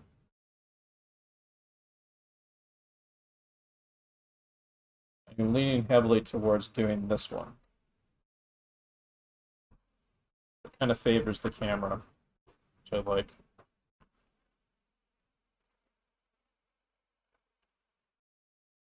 We'll do this guy next.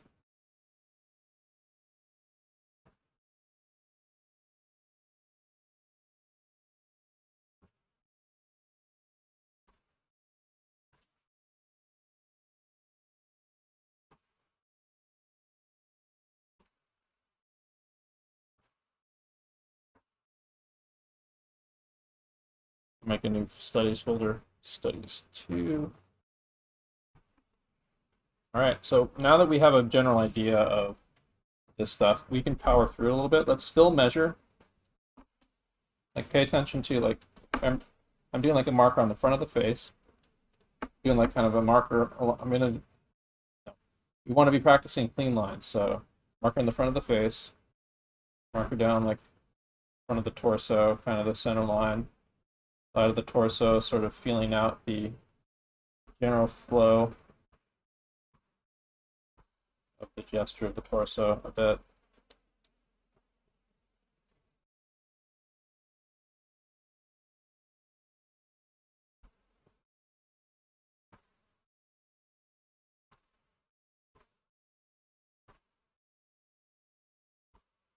Kind of feeling out the line of action a little bit. Just kind of want to wrap our heads around what's going on here.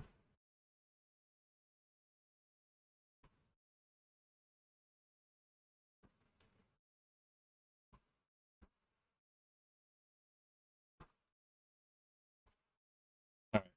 So now I kind of have a sense of that. Do that little draw over there. Lower opacity on that.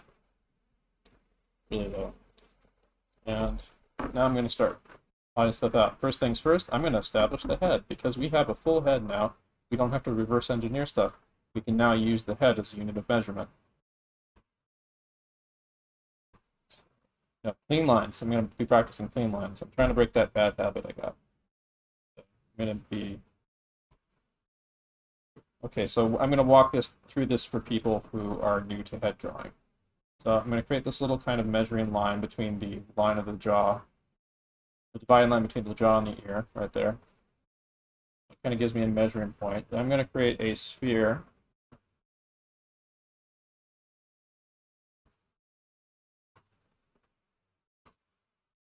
Here. A little bit lacking in confidence sphere, so maybe I'll erase some of that. And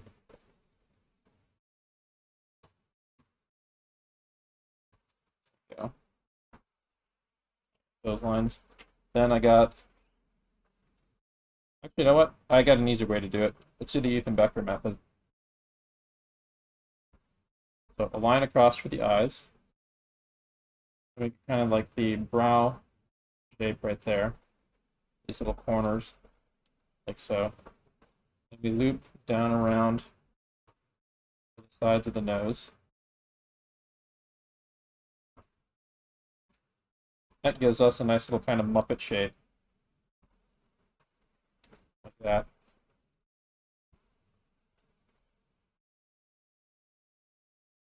Muppet mouth shape for the front of the face.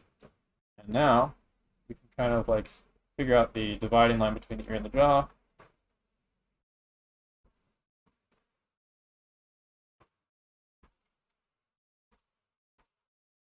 Like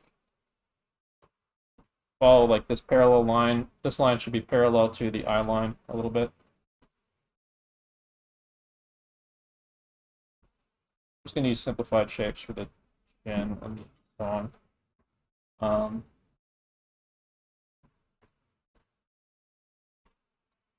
The back of the head through here, get sort of the head sphere. But it's extending out a little bit with like the bit of the brow. See, and we create the side plane of the head here. Continue this line up here for more of the side plane. You can measure out like from the brow here, angled backwards in 3D space, about the corner of the brow to the top of the ear. The ear's here.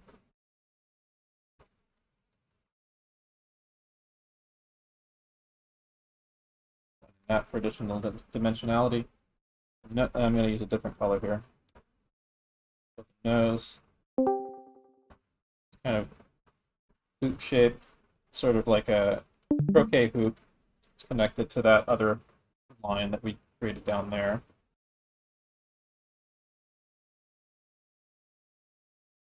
Creating a 3D center line going down the whole face.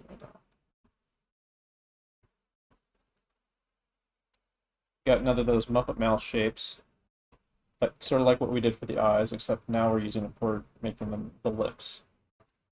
You can use it again for the eyes. A little bit. But the eyes are a little bit different. The eyes are actually holding a sphere inside them. You just use the eye line as a measuring device and then kind of create the upper and lower parts of the eye. And you can make a little Muppet mouth shape down for the chin, too, if you like. And now we got enough to work with here that adding some additional stuff for like eye sockets just for fun right now.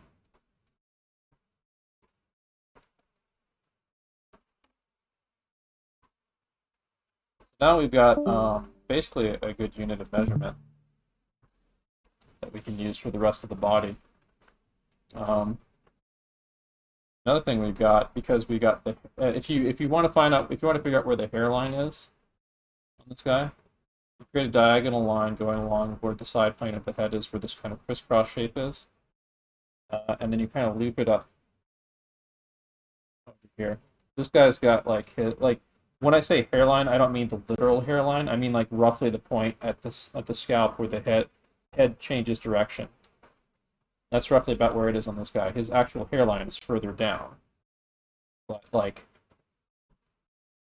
the part of where his head changes direction is roughly about there. Yeah, now we got this head here. Now we can get started on the actual torso anatomy. The actual torso drawing stuff. First, we're going to do a quick little tracing, real quick, over our head.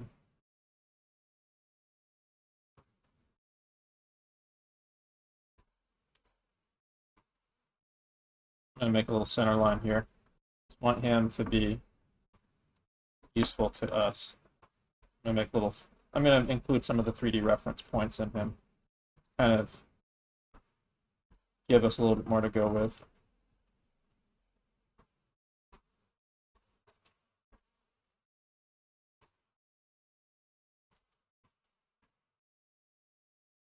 what we got here is we can use this as kind of a loose unit of measurement, following the curve of the body that we originally did. Like this thing here.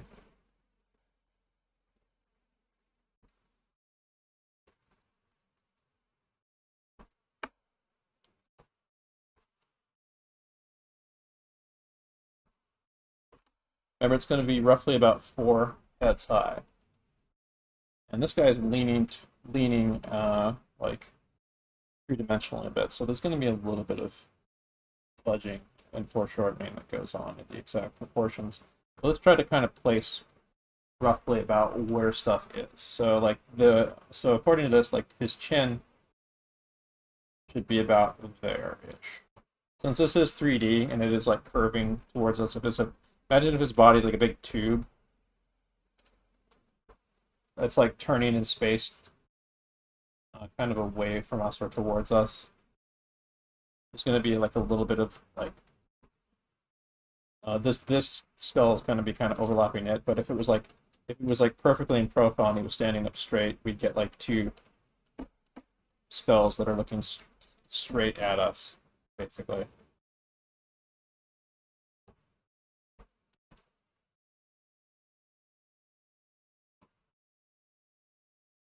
That's my rough guesstimation. So that means I have to put a little bit of this guy here. That means, and I can find that by looking for the belly button. The belly button is about where the chin is. That means that this head down here is going to come down to the pit of the crotch, right there.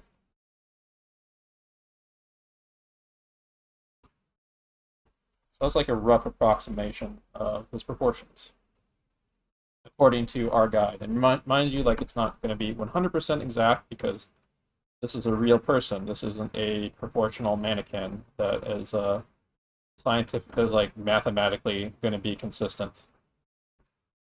This is like a rough, loose guideline of his proportions. But now we can make sense of that. Now we have a basic measuring tool for this. Now, we are going to get our friend spine in here. So there's a little bit more kind of a twisty thing going on with this spine. So we're going to be using, I'm going to use black for the spine. So from the base, roughly about the base of his neck, maybe find some good reference here I can use, put on screen that might show the sweep of a good spine or a nice curvy gestural line for a spine. I'm not sure if I've got anything like that. I'm not sure if I do.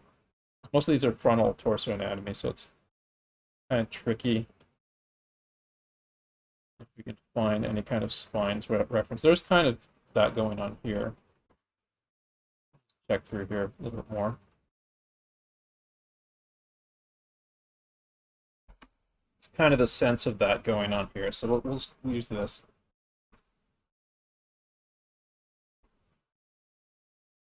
The general kind of like structure of the spine is you can divide it into 3 parts. Like the first part comes out comes out like a little bit below the halfway point of the head at the base of the skull.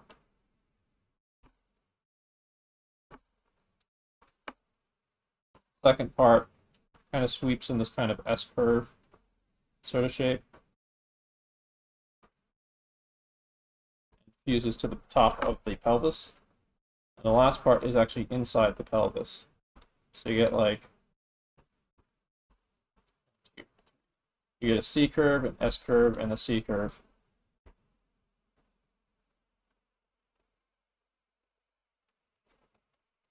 Spine. So this puppy here, we want the C curve, don't we? Now we want the S curve, but let's kind of guesstimate, maybe like, we're going to kind of guesstimate like, if his pelvis is like a 3D thing there, his insertion point above the buttocks should be about like there-ish, if we think about it in X-ray vision.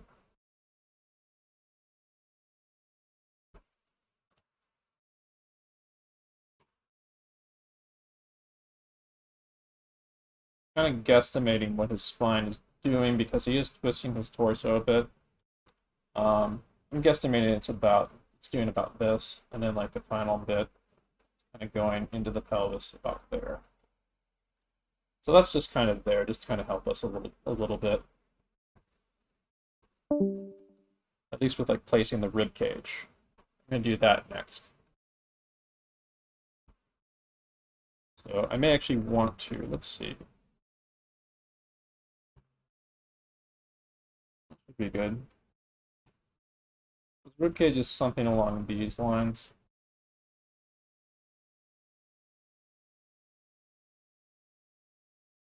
An egg shape that's kind of turning away from us a bit.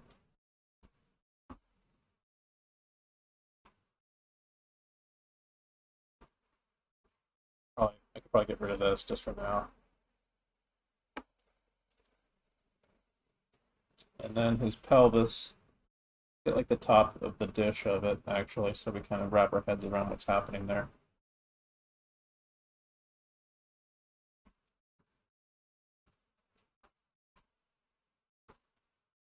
Like his rib cage appears to be tilting in space like kind of this way a little bit to me. Whereas his pelvis is doing this.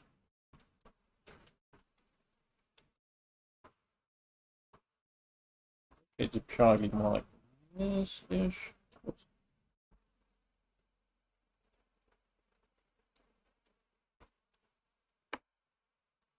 Okay, should be doing more like this. Check it out. Now we got our landmarks right here for this part of the torso. I'm just going to go right ahead and get like the landmarks for that, roughly where I think the pit of the crotch and the pelvis iliac crest is. There.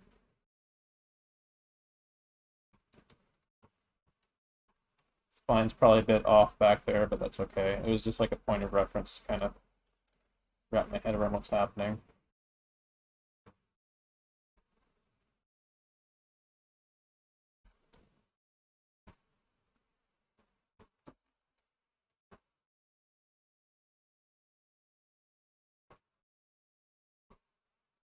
Kind of create a little kind of like bulging cube a little bit for my pelvis.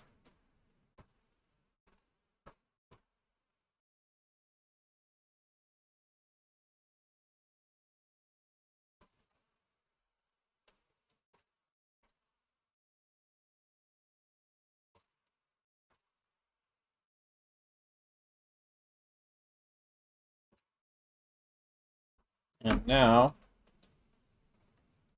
here, I'm going to lower opacity on this.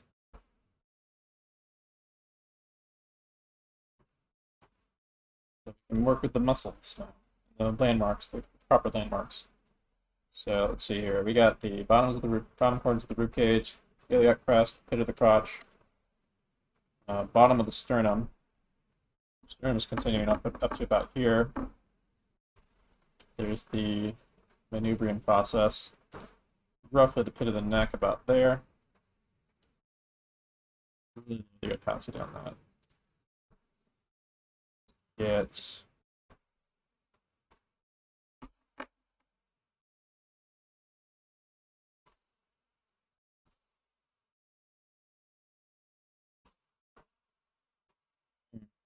this is gonna be tricky. I'm actually gonna need to remove some of the stuff I've done drawovers on here real quick temporarily, so that I can see what's actually going on with his collarbone.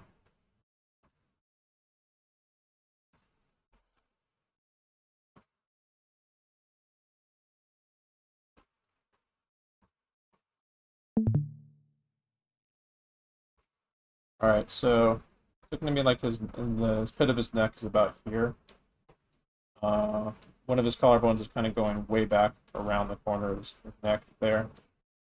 The other one is raising up here. It's kind of doing a really funky thing here. A little bit hard for me to track it, but somewhere up in here. Doing something along these lines, because the gap between the deltoid and that is about there. So it's doing this. Like this is a great example of like just how crazy this stuff can get, and how hard it can be to like see this stuff. We'll throw this down into here.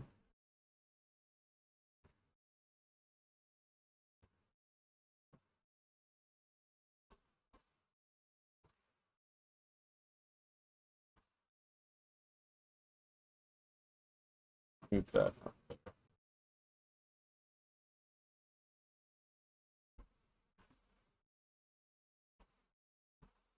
So they're passing on the landmarks. So we more or less have like the landmarks plotted now. So I'm going to go through and I'm going to get kind of like the rough area where my muscle groups are going to be inserting and stuff. Top of the sternum there. A bit.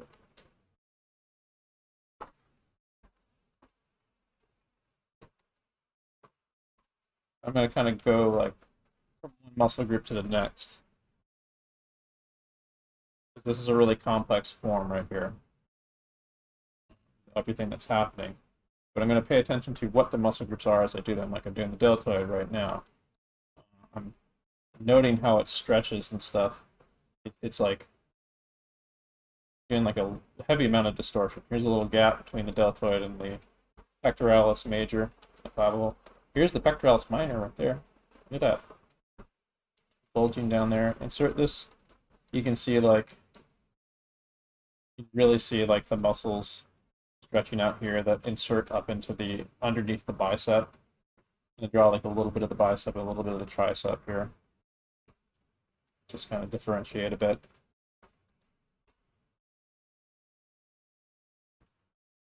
Those insertion points in there. Got another other side of the chest. Other Pectoralis Major doing its thing. Since his muscle on the other side, it's turned away from us, so we can't see very much of it, but it's bulged up, whereas this one is stretched more because this arm and bicep is a little bit more forward. We're not going to worry too much about the detail of the one that's turning away from us because it's a little bit harder to see what's going on there. But like, I want to guesstimate that like the gap between the deltoid and the pectoralis is probably about here-ish. We got the Sternomastoid doing some wild stuff here. I think it's actually doing some things here, although I think that's the underside of the chin. But we can actually see him flexing his Sternomastoid.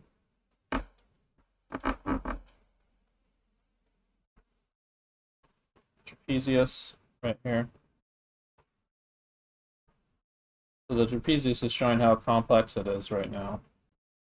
With how it's continuing down the back, but it's inserting a little bit. I think that's where the insertion point is. Check that real quick. I think it's actually back here, now that I think about it. Yeah, that's off. Fix that. So the clavicle is actually going back there. And it's like disappearing behind the bulge that's happening there.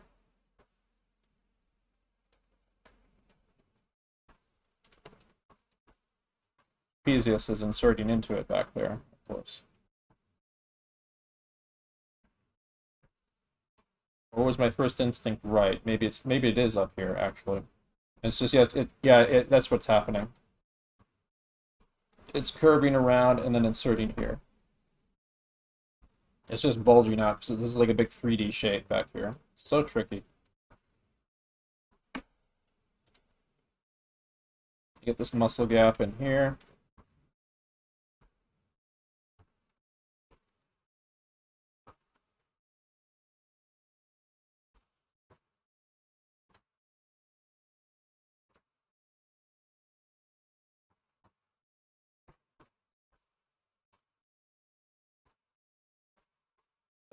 the simple forms of the bottom of the rib cage there.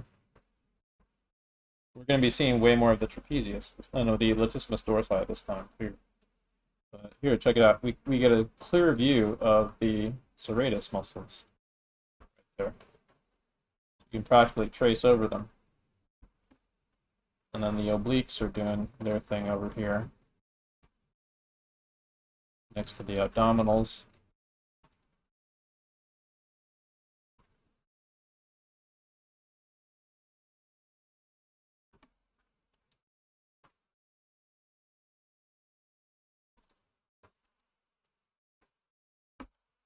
I'm starting to make the snatchy lines again. That's a habit I'm really gonna have to fight. Like if I'm not gotten to the point where I'm subconsciously like making confident strokes yet. I'm gonna have to like do some serious drills pushing that. But my lines are looking cleaner than they used to, especially on this.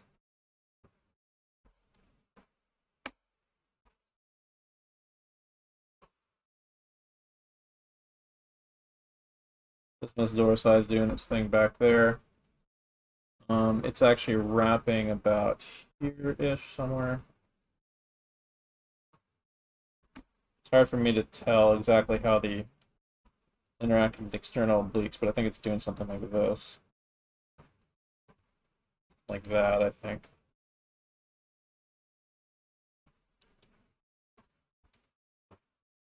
Yeah. Make those a little bit more 3D there. Directional change on the abs. What time is it? 8:08. We got about 20 more minutes here of this class. Good study to end on, too.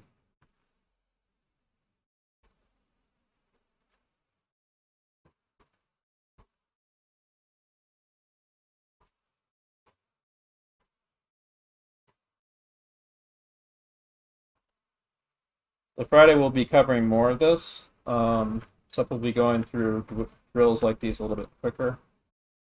I'm going to see if I can actually, if we can actually apply some of this stuff to some simpler forms, newcomers too.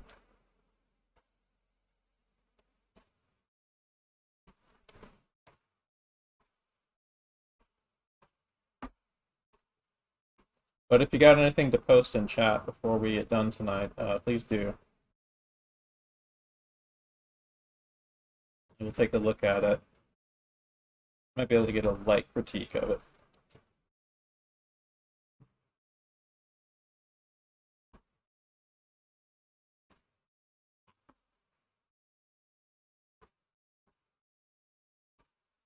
Yeah, there we go.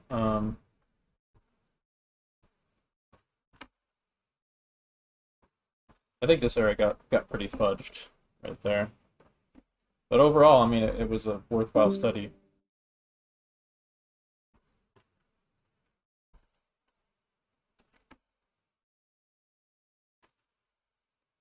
Let's throw a little bit of into the arm anatomy. The bicep, the tricep.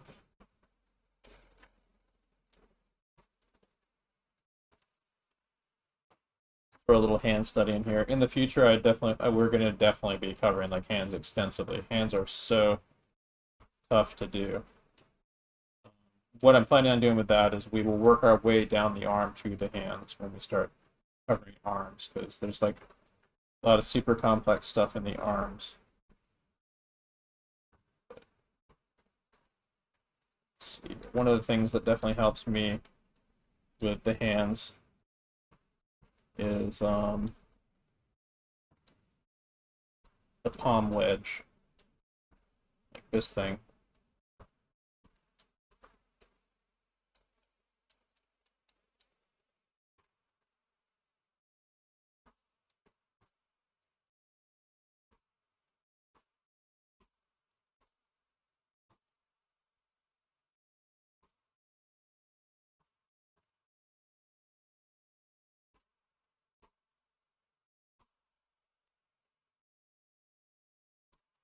This is a kind of a quick and dirty example of what I'm talking about with the palm wedge, but the palm wedge is like this kind of simplified shape for like the general structure of the palm.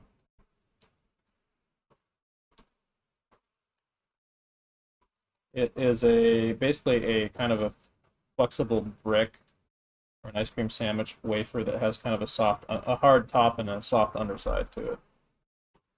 And it kind of curves underneath. It has this kind of triangle shape in the middle of it, which is like the divot between the different sections of your hand, like that. And then from there you can kind of like work out these sort of ball and socket sort of things for the fingers.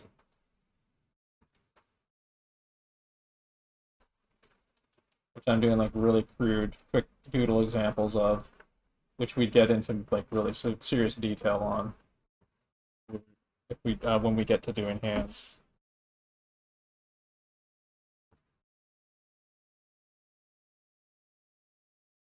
Yeah, those are some good studies for tonight. So let's review.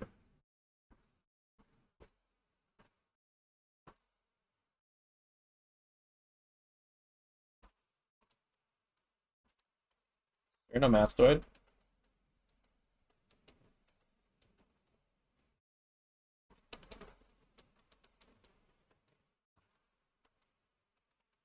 Trapezius.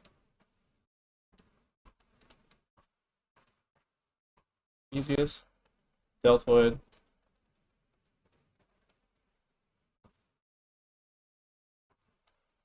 Pectoralis Major.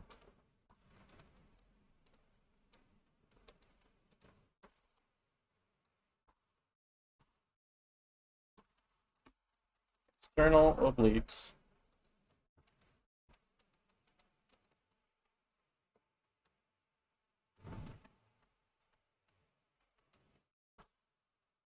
Abdominals.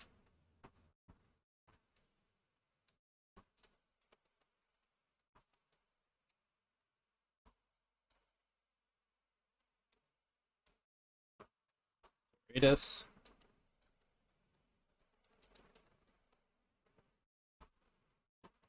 Latissimus Dorsi.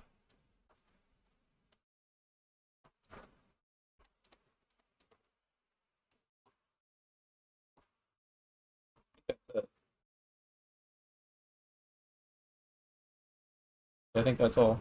And then, in addition to that, what are our landmarks? Go over those real quick. I'm going to, let's see, I'm going to use be a good color code color I can use for the landmarks. How about just like black? So actually white.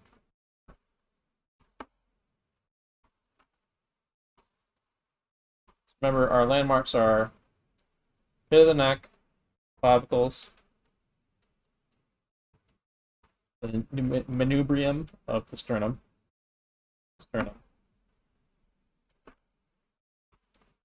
bottom corners of the rib cage,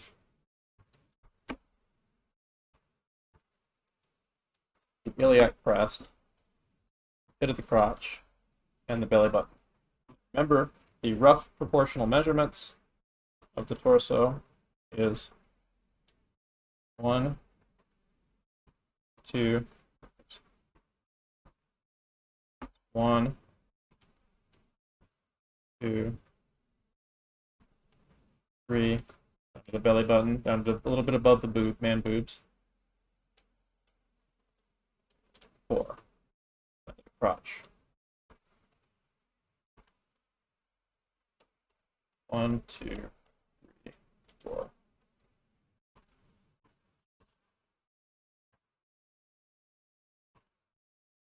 And on top of that, in spite of my really crude lines here, I'm gonna be making a habit of practicing CSI, C curves, S curves, straights, and trying to be more confident and deliberate with how I draw. Like sometimes, like when I get nervous, where I'm like okay, that's like something I get chicken scratchy. or I'll like spill over on lines, or I'll kind of like fumble around a line and stuff. I want to avoid that. I want to make smarter strokes and stuff.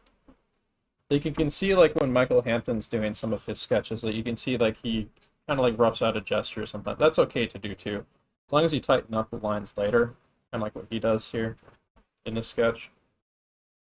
You can see that going a little bit on in the Tarzan drawings that are like kind of these rough animation drawings that an anatomy expert, a French anatomy expert, actually did drawovers on Tarzan for. Like this kind of loose gestural stuff is fine. This isn't really. This is like feeling out the gesture right here. Figures. But yeah, here's our proportional chart. We should try to memorize it. So that we have a roadmap to work from. Even if something goes, even if like a figure or a person or character that we're drawing doesn't obey these proportion, the 8-head proportion system, we'll at least have a frame of reference to weigh it against. Like a standard by which to measure other differences in proportions. Yeah, the homework, if you can call it that I'm giving people, is to do more studies like these, breaking down the muscle groups, paying really close attention to our good pal, the proportional chart.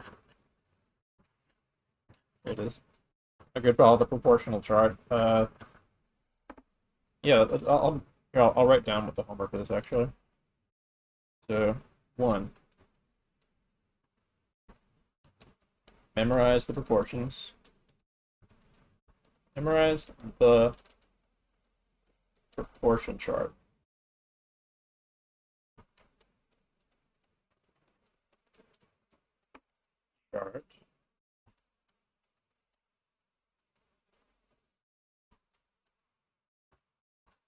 Measure heads in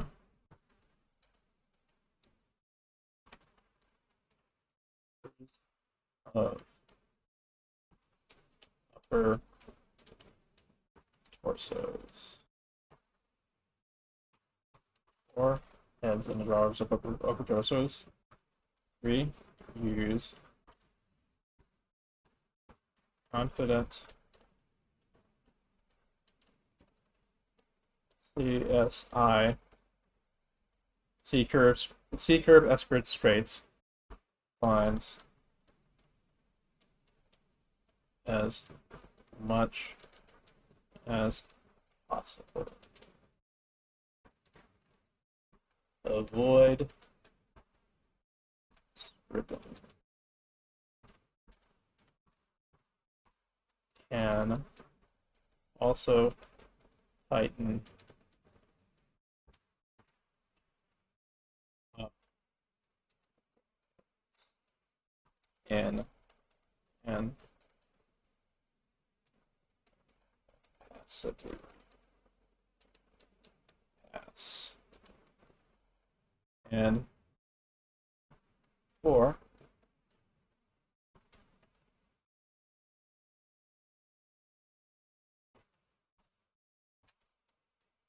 Use photos.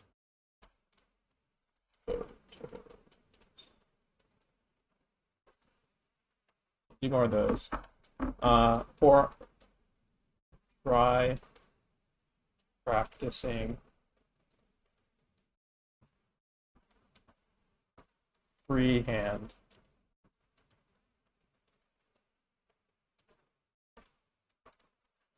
Drills of proportions and math. Drills of proportions and or muscle groups.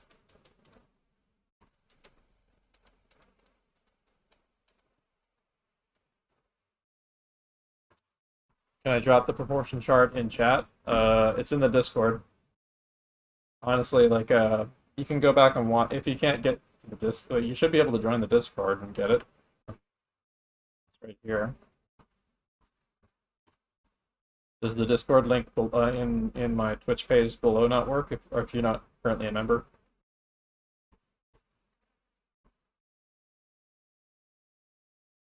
But I mean, here's the proportion chart right there.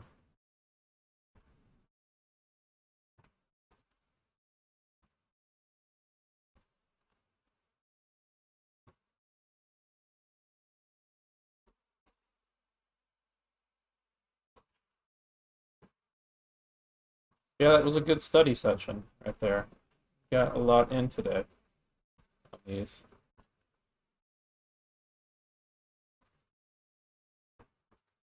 Good shit.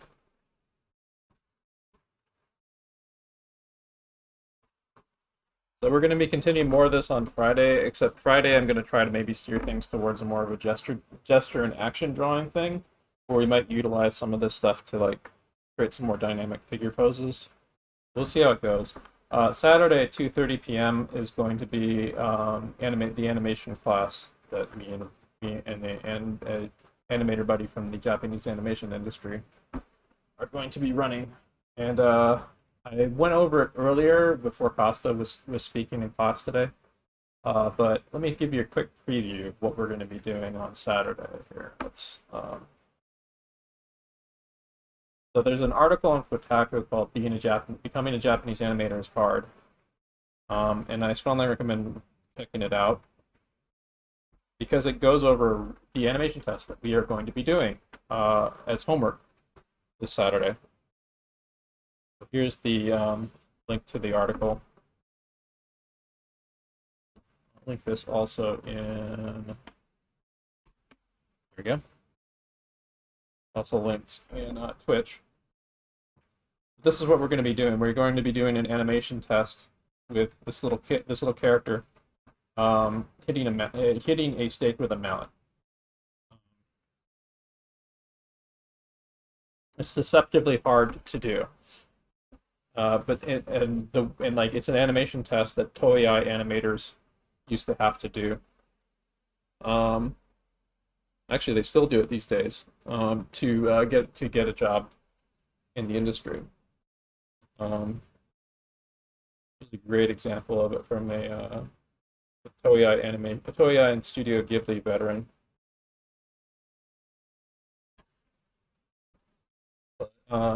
It's deceptively hard because it tests your knowledge of weight and knowledge of posing and several other things. But you have to do it. You have to do it in just 2 hours for this test to be considered at like Toei Animation, because they want to see how fluent you are with your understanding of weight, and it's really hard to do that in 2 hours, even for fairly experienced animators. But fortunately for us, we're not going to be doing it in 2 hours. We are going to be doing it over the span of a week. But we'll get started on it on this Saturday, and we'll be going over a bunch of stuff. And hopefully we'll be up to speed to be able to do it a lot quicker, and maybe even do it within a 2-hour time limit, see how good we do the following week. So be sure to attend this, because this is like some serious animation fundamentals practice going on here. It should be really, really valuable to get that in. And we'll have feedback from somebody who actually works in the Japanese animation industry who will be helping us along. So, yeah. See you guys then. Take a quick look at chat. There's some pretty neat studies. It's getting a little bit too caught up in some of the detail, but these are still pretty alright studies. Some dissolves torso studies where they're trying to do like the very Japanese animator manga artist thing of drawing over the dimensionality of the figure. Yeah.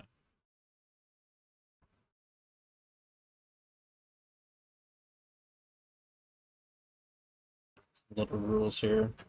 Somebody noticed. Yeah, the triangle thing, that is true. There's some issues going on with your torso being a little bit flat and chunky, but I think that you're on the right track with that rule that you wrote about there.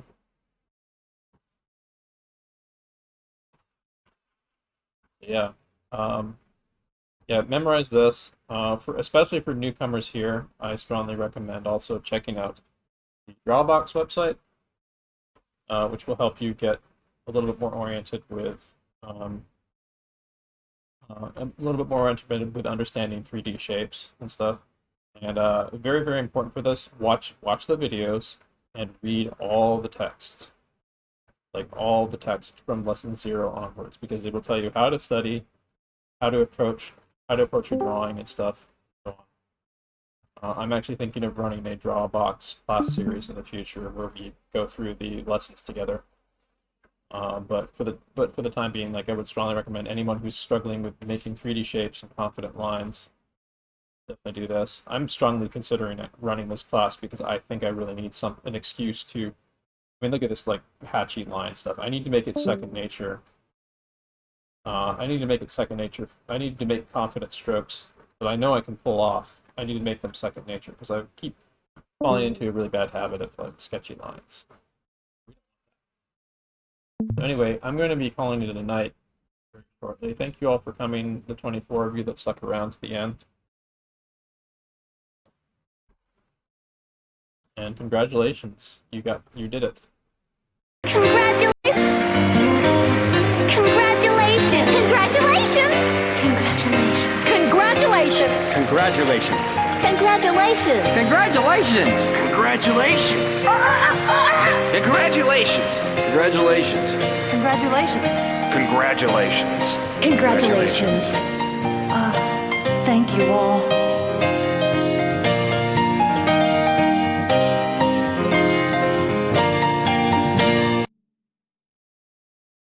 Oh, thank you for the Twitch Prime, by the way, at the very end.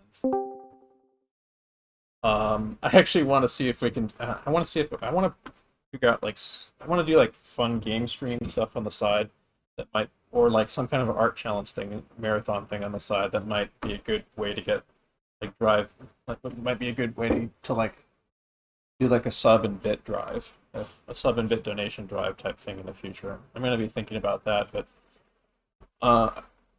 for the time being, Saturday is going to be a really fun, engaging class. I strongly recommend showing up for that. It'll be 2:30 p.m. Pacific time. So I'll see you guys then. And thanks again, Man from the Stars, for the Twitch Prime sub. Every little bit helps for supporting this channel.